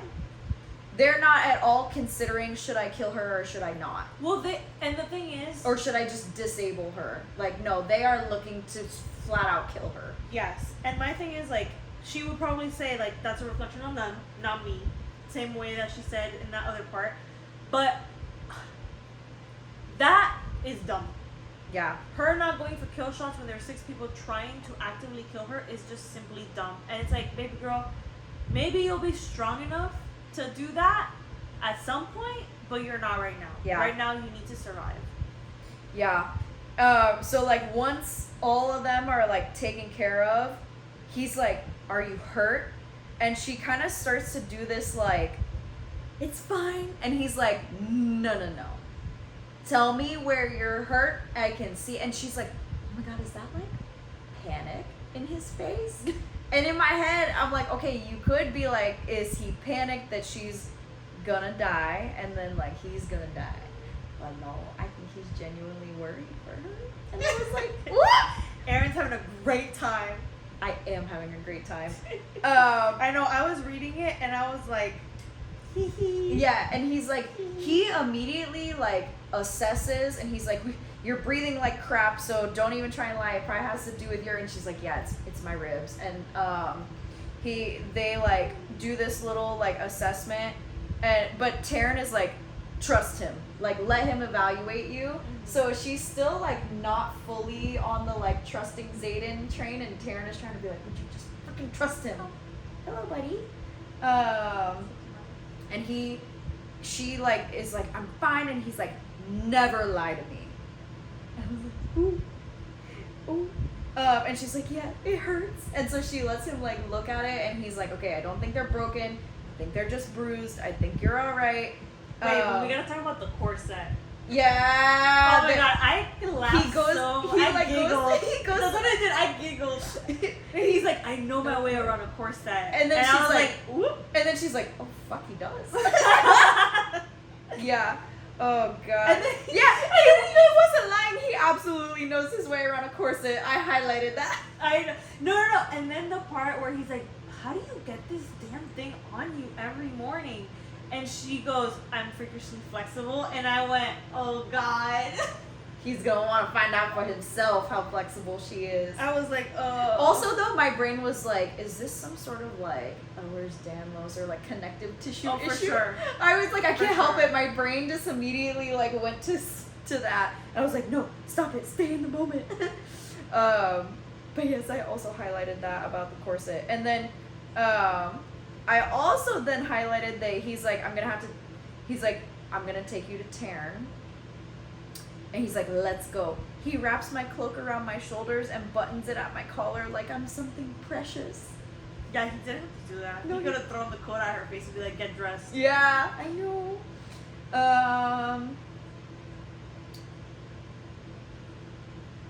Let's see. Oh, and so she was like, "Can't you just like hide us in shadows? Like, why do we have to sneak around?" And he's like, "Oh yeah, because it's totally like more normal for someone to see a ball of shadows walking down the hallway instead of us walking hand in hand like lovers like trying to go find a room kind of thing." So he like grabs her hand and they're walking down like holding hands, and then all of a sudden they like are out of view and he like lets go and she's like, "Oh, not like lovers." Got it. Yeah. Well, you know what? You remember, and just like going back real quick, You remember in the first 10 chapters how the scene of him catching her on the tree, like that scene, yeah, and how he like pulls like looks under her like hood and sees her hair. uh-huh. I wonder if he like, I wonder if there's something about her hair that like either at a very minimal level like he likes and is different, or if like he's had maybe like a vision or a dream or something connected to somebody that looks like her. Yeah, like the silver hair being important. Yeah. Could be. But not to then flip right back because she's like, not that we're a couple. And then she goes, not that I wouldn't climb the man like a tree if presented with the right circumstances. I know. Like, ah! And I thought to myself, Taryn didn't hear that? For sure he did. I was like, girl. Yeah, for sure he did. Oh. And I highlighted it too? Yeah! Yeah. I love it. Girl. Me too. Oh god. But anyway, he's taking her to like the flight field for them to like basically converse with like Gale and Taryn. That's my microphone, sir. About Gale with Gale and Taryn and Andarna about like what happened, because he's like, I've never seen that before. All of a sudden she was like right next to me. Mm-hmm. So they're like running towards the field, and he takes her through his secret tunnel. And he's basically like, gotta add it to the list of secrets that you have about me now. But I was like, oh, that's cool that they have a secret tunnel. Secret tunnel. Yeah. And so they're like talking about like, he's like, I'm not gonna, she's kind of trying to be like, oh, like, you could slow down a little bit, be a little bit more considerate. And he's like, I'm not gonna baby you like Ados does. Talking about like Dane, and I was Sounds like ooh. Jealousy to me. Yeah, he's like, that's only gonna get you killed once we get out of Basgiath. And she's like, he doesn't baby me. And he's like, he does, and you know it. You hate it too, if the vibe I'm picking up on is any indication. And then he falls back to walk next to her, so he will never like coddle her, but he's like, yeah, all right, I can't walk next to you because I forgot you've almost broken your ribs and just went through something super traumatic. The least I can do is walk next to you. Mm-hmm. And then he's like, or did I read that wrong? Like, kind of almost like a little, I kind of read it like, is he like a little jealous about like the dynamic, like that there is even a dynamic between her and Dane to like start to read into, you know? And so she's like explaining, like, I mean, he's just like, you know, he's just trying to look out for me. Like, however misguided he is, like, I kind of still like understand. Mm-hmm. Yeah, because they have years of being friends, and it's really hard to just throw that away. Yeah, exactly. And she goes, I don't think I'll bother sleeping again. And if you even think about suggesting that you sleep with me for safety from now on, he goes, ha! Hardly. I don't fuck first years, even when I was one, let alone you. And she goes, who said anything about fucking? And she's like, I'd have to be a masochist to sleep with you, and I can assure you, I'm not. And then in her thoughts, she's like, fantasizing about it doesn't count. And he's like, masochist, huh? And it was just, I was dying this whole scene. Oh yeah. I was like, well, my favorite part is like he did show his cards though. Yeah, the fact that she's like, she's like, I didn't say anything about fucking. Yeah. Yeah. And so they just keep going back and forth with this banter. And yeah, he's like, so how did they, he's like, my questions is like, how did they get past your lock, and like, how did you end up next to me? Mm-hmm. You know? So Taryn, let's see, Taryn is like, he's bringing, like, yeah, like, yes, you're going to the flight field, he's bringing you to me, blah, blah, blah. Oh, and then she's like, but man, if that minty scent of his isn't delicious. It's so, and like, she's just so like, look at that leg. She's funny. She is funny. Her inner monologue is me. Exactly. She is me. I am she. I too want that minty delicious man.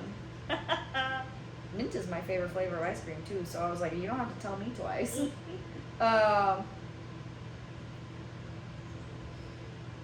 Yeah, but she says something about like, or she's like, you made it to my room and like you're not exactly dressed for sleeping or whatever, and he's like, I sleep in my armor too, and she's like, then you should pick more trustworthy bedmates, and he like actually like genuinely like smiles at her, and she's like, it's so like heart stopping, and I was like, he sounds so beautiful. I was fangirling way too hard. It reminds me of the AI smile that Resan, like the AI generated smile.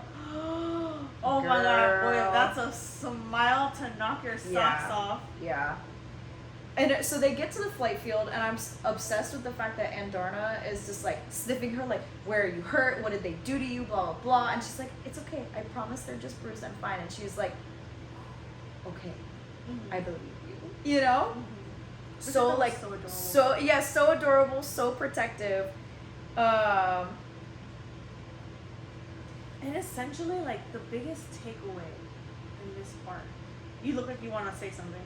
You know, go ahead. I was gonna say we find out a lot of information that's like, this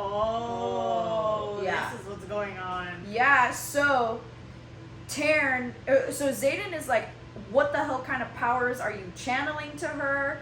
And Taryn says to Violet, none of your business what I choose or do not choose to channel toward my rider. And Violet goes to translate, like say to Xaden, and Xaden is like, I heard him. And I was like, because I already was wondering if there was going to be like some telepathy between all of them, and it turns out because like Taryn and Gale are bonded, Violet, like if Gale chooses, Violet can hear Gale and Xaden can hear Taryn. And I was like, what? It's not the full extent of telepathy between Xaden and Violet that I was hoping for. It's still cool. Yeah, they can do it because they're mated pair. Yeah, exactly. So I was like, dang, that's cool. And then Violet is like talking to Taryn. She goes, he's just a little freaked out. Don't scorch him. And Gale is like, at least we agree on something, to like Violet in her head. And I was like, so then it was like really cool that you got to see it go both ways. Yeah, so I was like, dang, like that's pretty cool that like they can communicate. And they kind of go through this conversation, and basically Andarna is like reveals what it means that she's a feathertail. That she's just a little baby. She's not even 2 years old.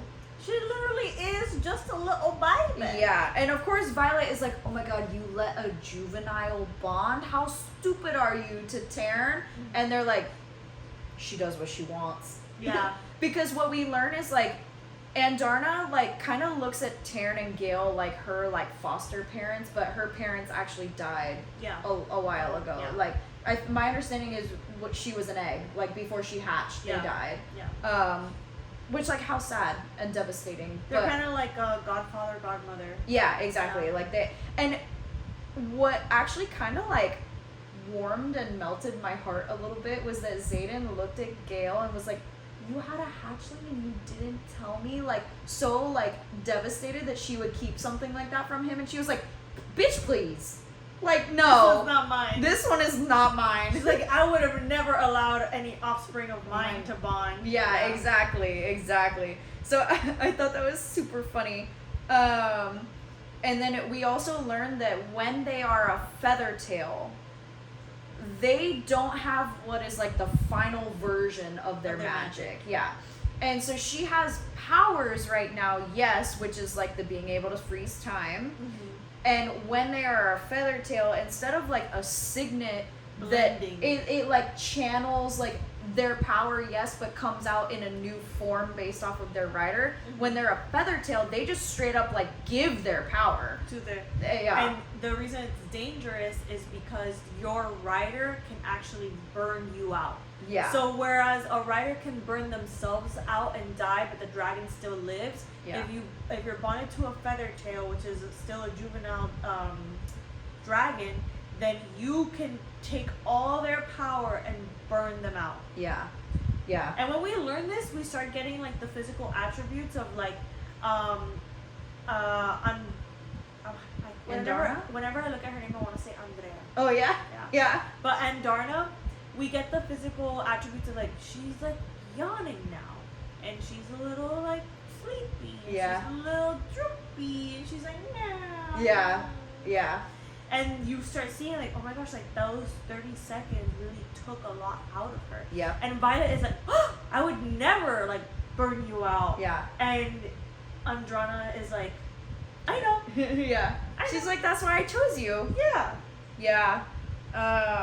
And Violet's like kind of beating herself up about like, oh my god, like how did I not see it? And Terrence's like, how could you have seen it? Like, feathertails are never supposed to be seen. And they're made to seem like they're just another variation of a dragon, not a juvenile dragon. Exactly. It's yeah. like they don't know that feathertail and juvenile. And it's like a big secret. Like Taryn the and dragon kind. Yeah. Keep.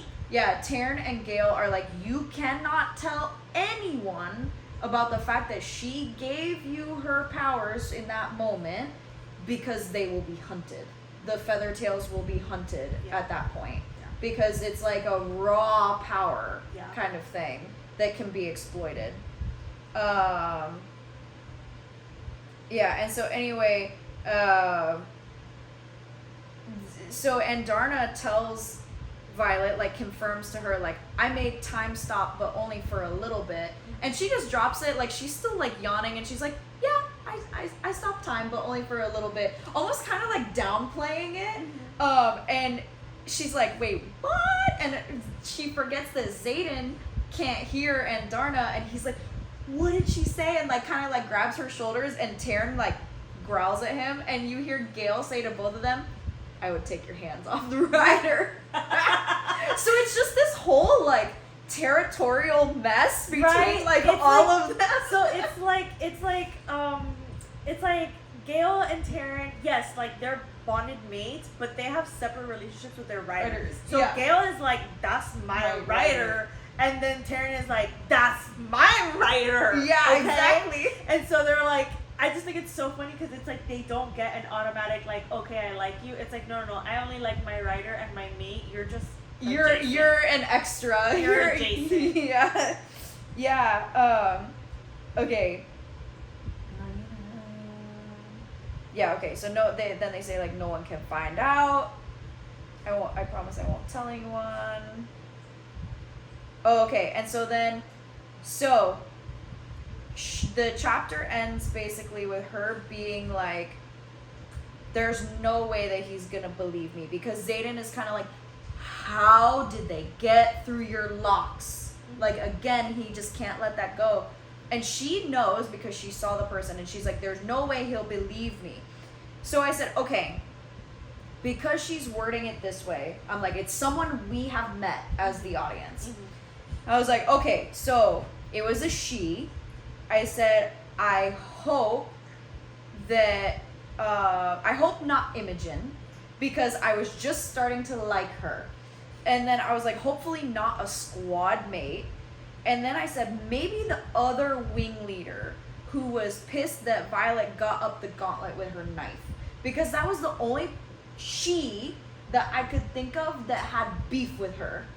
Aside from Imogen. And Imogen, I'm like, nah, I feel like she is loyal enough to Xaden to not try and pull that shit. So when I read it, my initial thought was like, oh my god, was it Imogen? Yeah. Because I was like, in my head, I was like, maybe she doesn't know that Xaden's life is connected to hers. And if she does know that Xaden's life is connected to hers, but that her bond with her dragon is still weak enough that it probably won't kill him. Yeah. that she tried to get rid of her faster. Yeah. And then like to rid him Eliminate. of her. Yeah, exactly. Eliminate. On top yeah. of if she sees anything that like she's like jealous of. Yeah, because exactly. It's kind of insinuated that Imogen is like into Yeah. Xaden. Yeah. And then I didn't even think of that other wing leader because she Yeah. just didn't pop into my head. Like by the time that we do the gauntlet, to all the action that happens, she just didn't pop Blip into in my the radar. head like Well, back again. I had to sit here because, okay, yes, Imogen was the first one to pop in my head. Like, not even gonna lie. But I just was like, I want to believe That it's not that her. her and Imogen have, like, turned a corner and they're actually, like, on the same team now. And so I was like, okay, let me really pick my brain and think about who is a she that it could be. And I was like, okay, the girls from her squad other than Rhiannon are dead, so it's like not Luca, you know, like it's not Rhiannon. I was gonna say she would be like devastated if it was Rhiannon. So I was like, who else like has beef with her? And I was like, that's the only other. Only other person that came to mind was the girl because not only did she feel like Violet broke the rules, but then it was kind of like Violet like embarrassed her, the way that she like threw the codex in her face, and there was like then also this moment where it was like kind of not wing leader against wing leader, but then like Xaden didn't back her up, you know, didn't back Amber up, and so I feel like she was like, fuck that bitch, you know, so yeah, that one though, I read it and I specifically like stopped reading because I was like, I wanted to see if I could actually think about it. Meanwhile, I was like, was it Imogen? Next. Is it Imogen? Next. Yeah. Oh, it's not. Okay. Yeah. So chapter 20 starts with a memoir from General Melgren, actually. And it says, accusing a wing leader of wrongdoing is the most dangerous of all accusations. If you're right, then we failed as a quadrant to select the best wing leaders. If you're wrong, you're dead. And I was like, oh shit.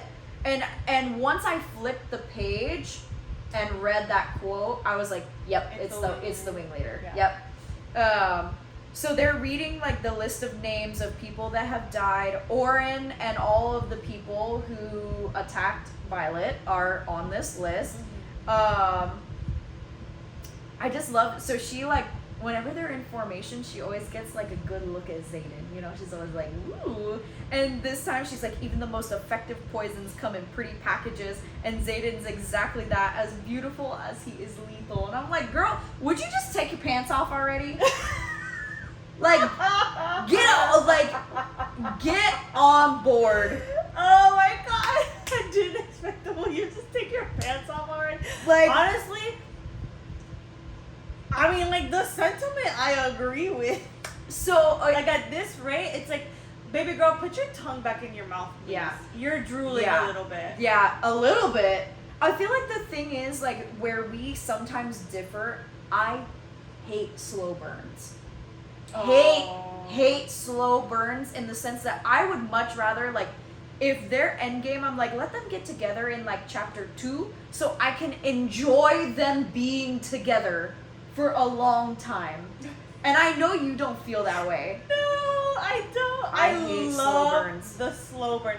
And I'm of the, like, once a couple gets together in the book, my brain goes, perfect, happily ever after. Next. Like, No. what's the next couple to get together? No. Meanwhile, I'm like, I just want to, like, enjoy Them the being main couple together? being together. Yeah, exactly. Yeah. And that's why I was, like, so happy in ACOTAR that, like, the main romance happened in, like, book 2, you know, and then I had time to, like, enjoy Them being together. Yes, Yeah. exactly. But she's like, he doesn't even have to try to look sexy. He just is. And then she's like, oh, shit. This feeling right here, the way my breath catches and my entire body draws tight when he's near, is why I haven't taken anyone to bed or celebrated like the rest of my perfectly normal friends. This feeling is why I haven't wanted anyone else, including Dane. Yep.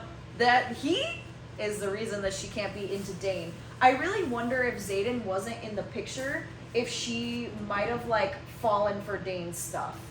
Yeah. You know, like if Xaden didn't exist and everything else was the same, she would. I think she would have had her like her inner conflict and still done what she like was gonna do. Yeah. But I think that when he kissed her, she might have felt like some kind of sexual attraction. Yeah. But she in this moment is like he's not as sexy as.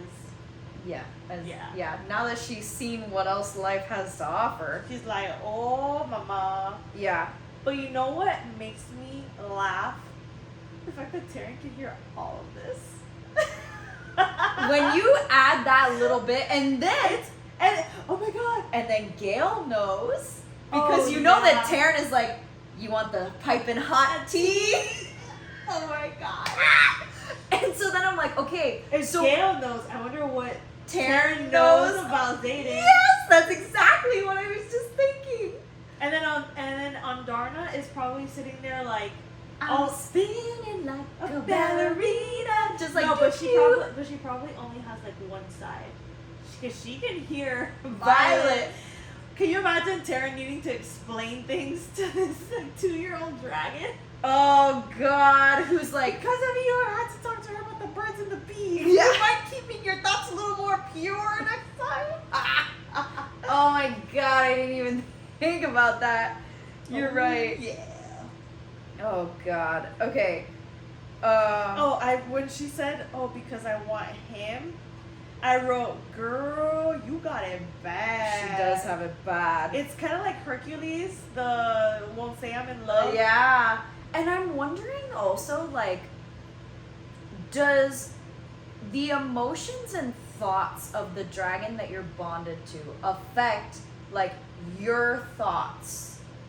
You know, so, like, so Gail obviously thinks positively of Xaden.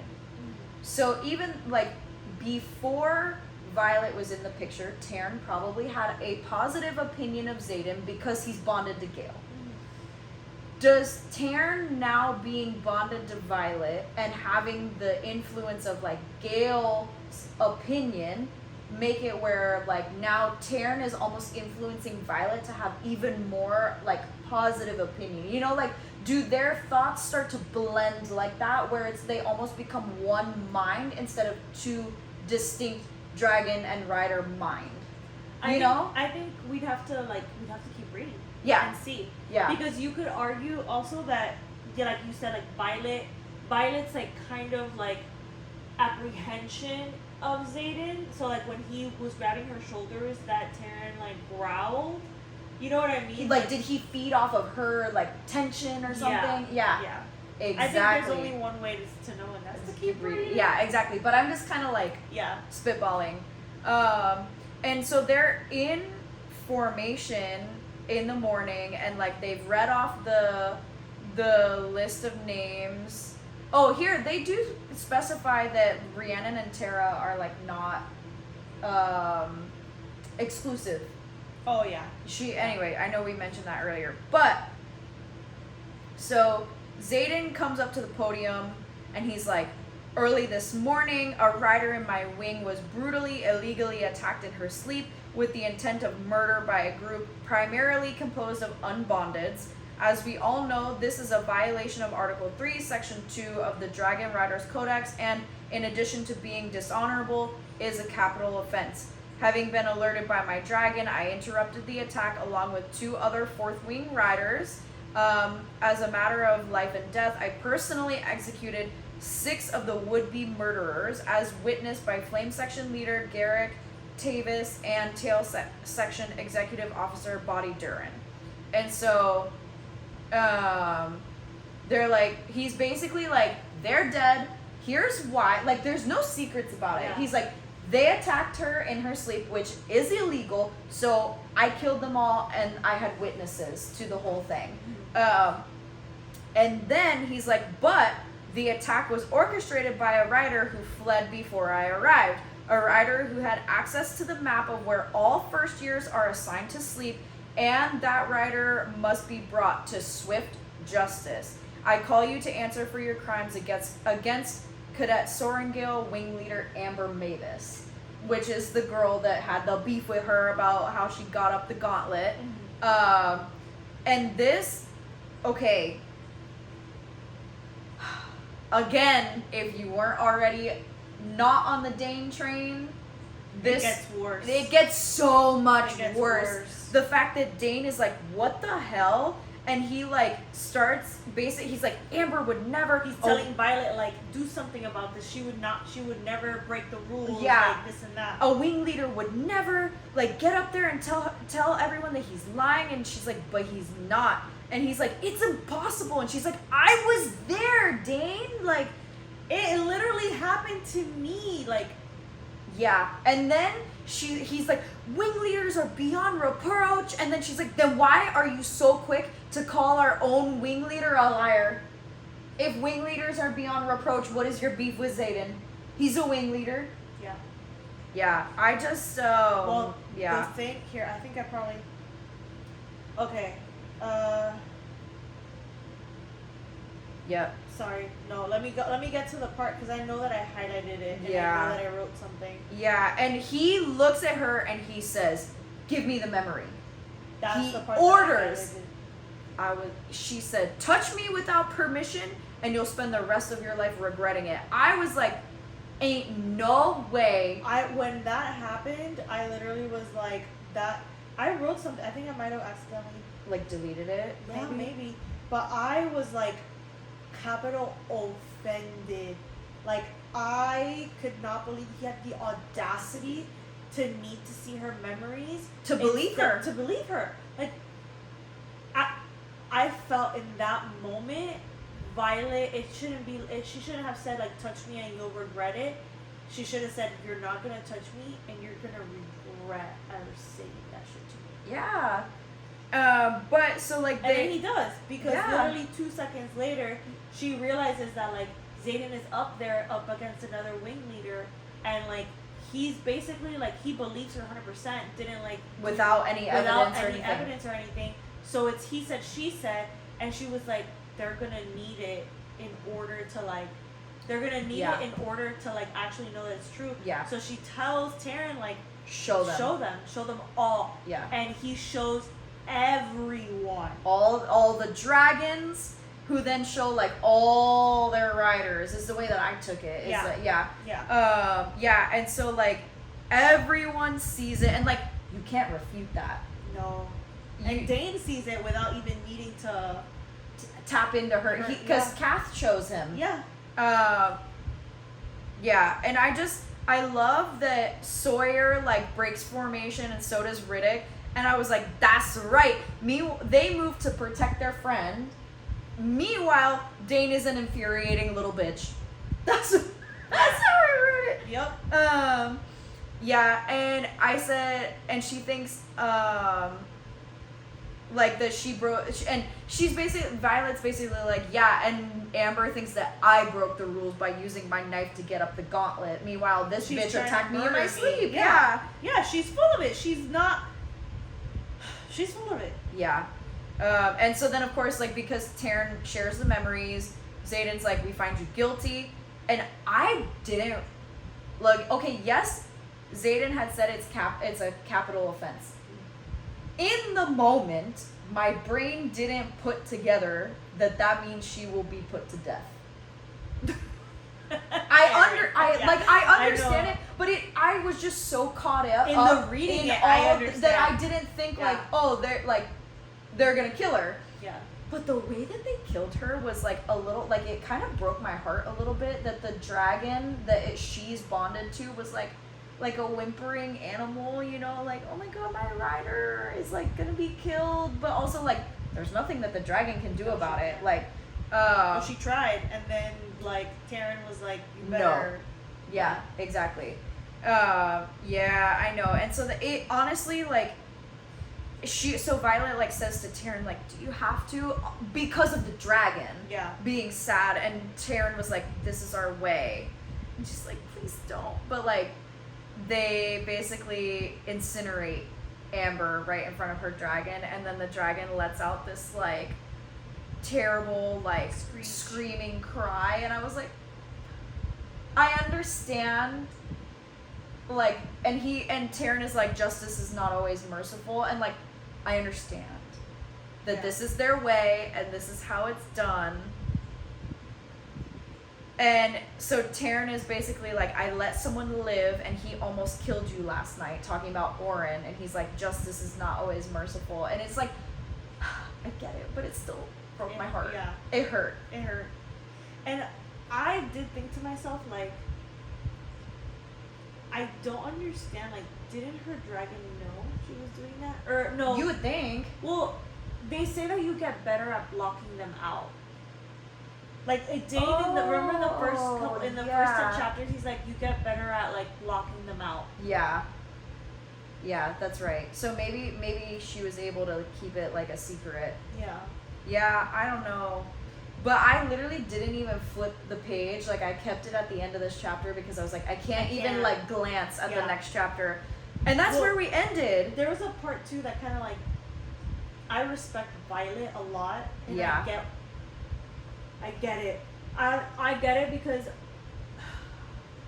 I was like, can't we just throw her in jail? Yeah. I get it because there's a point where she says, I turn to Zayden and beg again, my voice breaking by the end. Please give her a chance. He holds my gaze but doesn't so much as show a flicker of emotion. Yeah. And that's when we get Taryn in her head saying, I let someone live once and he almost killed you last night, Silver One. Yeah. And I'm wondering, like, how much of that is also, like, it's just so funny because I am constantly wondering how much cross-communication is going on in the background between Zayden and Gale and Taryn that we don't get to see of, like, okay, yeah, he might have been blank-faced, but was he, like, talking to Gale and was, like, hurting over the fact that, like, Oren tried to kill her? Like, I don't know. We don't know, like, does he care about her like that yet, you know? Like, stuff like that. Where I'm just like, what is the cross communication? Yeah. But it just, it was a good spot to put the book down. Oh, yeah. That I was like, oof. Oof. Yeah.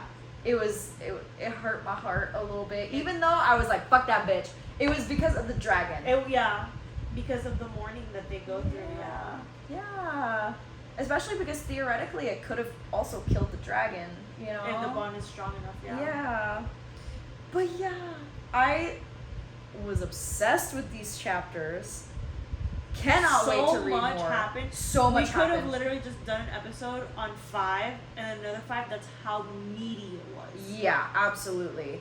Yeah, obsessed with these chapters. I feel like so much happened. We went from, like, her, like, not being able to complete the gauntlet on, like, a trial run to, like, all the way through the gauntlet, survived presentation, survived threshing, bonded 2 dragons. Not only did she bond 2 dragons, she bonded a dragon that is Zayden's dragon's mate. Like, how the turntables have turned. Survives an assassination attempt. Like, honestly, like, this book is living up to the hype. Oh, yeah. It's living up to the hype. Yeah. And I love, though, that, so I will forever be a Sarah J. Maas fan, but I love that I don't have to suffer through the first book. I know! Yeah. But who knows, maybe we have to suffer through the second book. Or the third. Fair enough, I have no idea. Who knows yet?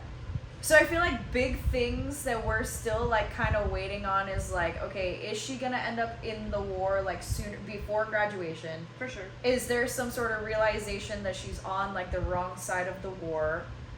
I feel like it's pretty obvious she's gonna end up with Zayden, but, like, what is the fate of her relationship with Dane? Yeah, and, like, how do things end between her and Dane, like, more officially? Because, like, I know in Violet's mind it's official. It's, like, official, but I feel like Dane is not on that same page. Yeah, so, like, who cares about Dane? I mean, I don't, but, you know, I just, who cares what he has to feel say? like there's still some big, like, things left unsaid. Yeah, like, some big to-do that is still gonna happen. I hope that he can get over this and realize that, be a better friend to her. Yes. And realize that it's not gonna happen for them because he, like, screwed it up. And then by that point, probably be redeemed and then die. Because I predict that he's gonna die. I think he's gonna die. Yeah. And then I feel like that moment with like General Melgren when he sees that like Violet has bonded Taryn, I'm like, red flag, like flag on the play. I'm like, I feel like General Melgren is gonna end up being a bad guy somehow. What else did we talk about for predictions? I feel like our big one was that like we had predicted that Taryn was gonna be her dragon, so that we sniffed that one out like immediately. Yep. Yeah. And then I'm just kind of waiting to see like how it further manifests this quadrangle also of like I would love it if it eventually got to the point where Gale and Taryn are like, we are sick of being the middleman in your communication here, and they somehow are able to like open a direct channel between Violet and Xaden. I would absolutely love it. But yeah, we still don't know like what is her signet gonna be with Taryn. We have what Andarna's power is, but that's not a signet. That's just like a direct gift. And the gift changes as she matures. Yeah, so exactly. It's not even something that she'll actually be able to use. And we don't know what kind of dragon she's gonna turn into. Exactly. Is she gonna be a clubtail, a daggertail? What color is she gonna be? You know, like, so there's still a lot of like unknowns with that dynamic. But I'm hoping that pretty soon, I'm excited to see what Rhiannon and Riddick's signets are. Oh yeah. I'm excited to see what Violet's are gonna be. I'm excited for some spicy time, hopefully sooner rather than later. But yeah, I'm excited. You have any other little like tidbits? Everything we touched on everything. Yeah. You know. So that was chapters 11 through 20 of Fourth Wing. Next episode, we're going to be covering 21 through 30. So come back and listen for that one too. Hopefully you were screaming and crying and throwing up over these chapters just as much as we were. For anyone who's on the Dane train, sorry. You're not going to find any allies here? Nope, not here. Sorry. Not here. But anyways, never stop reading, and we will see you next time.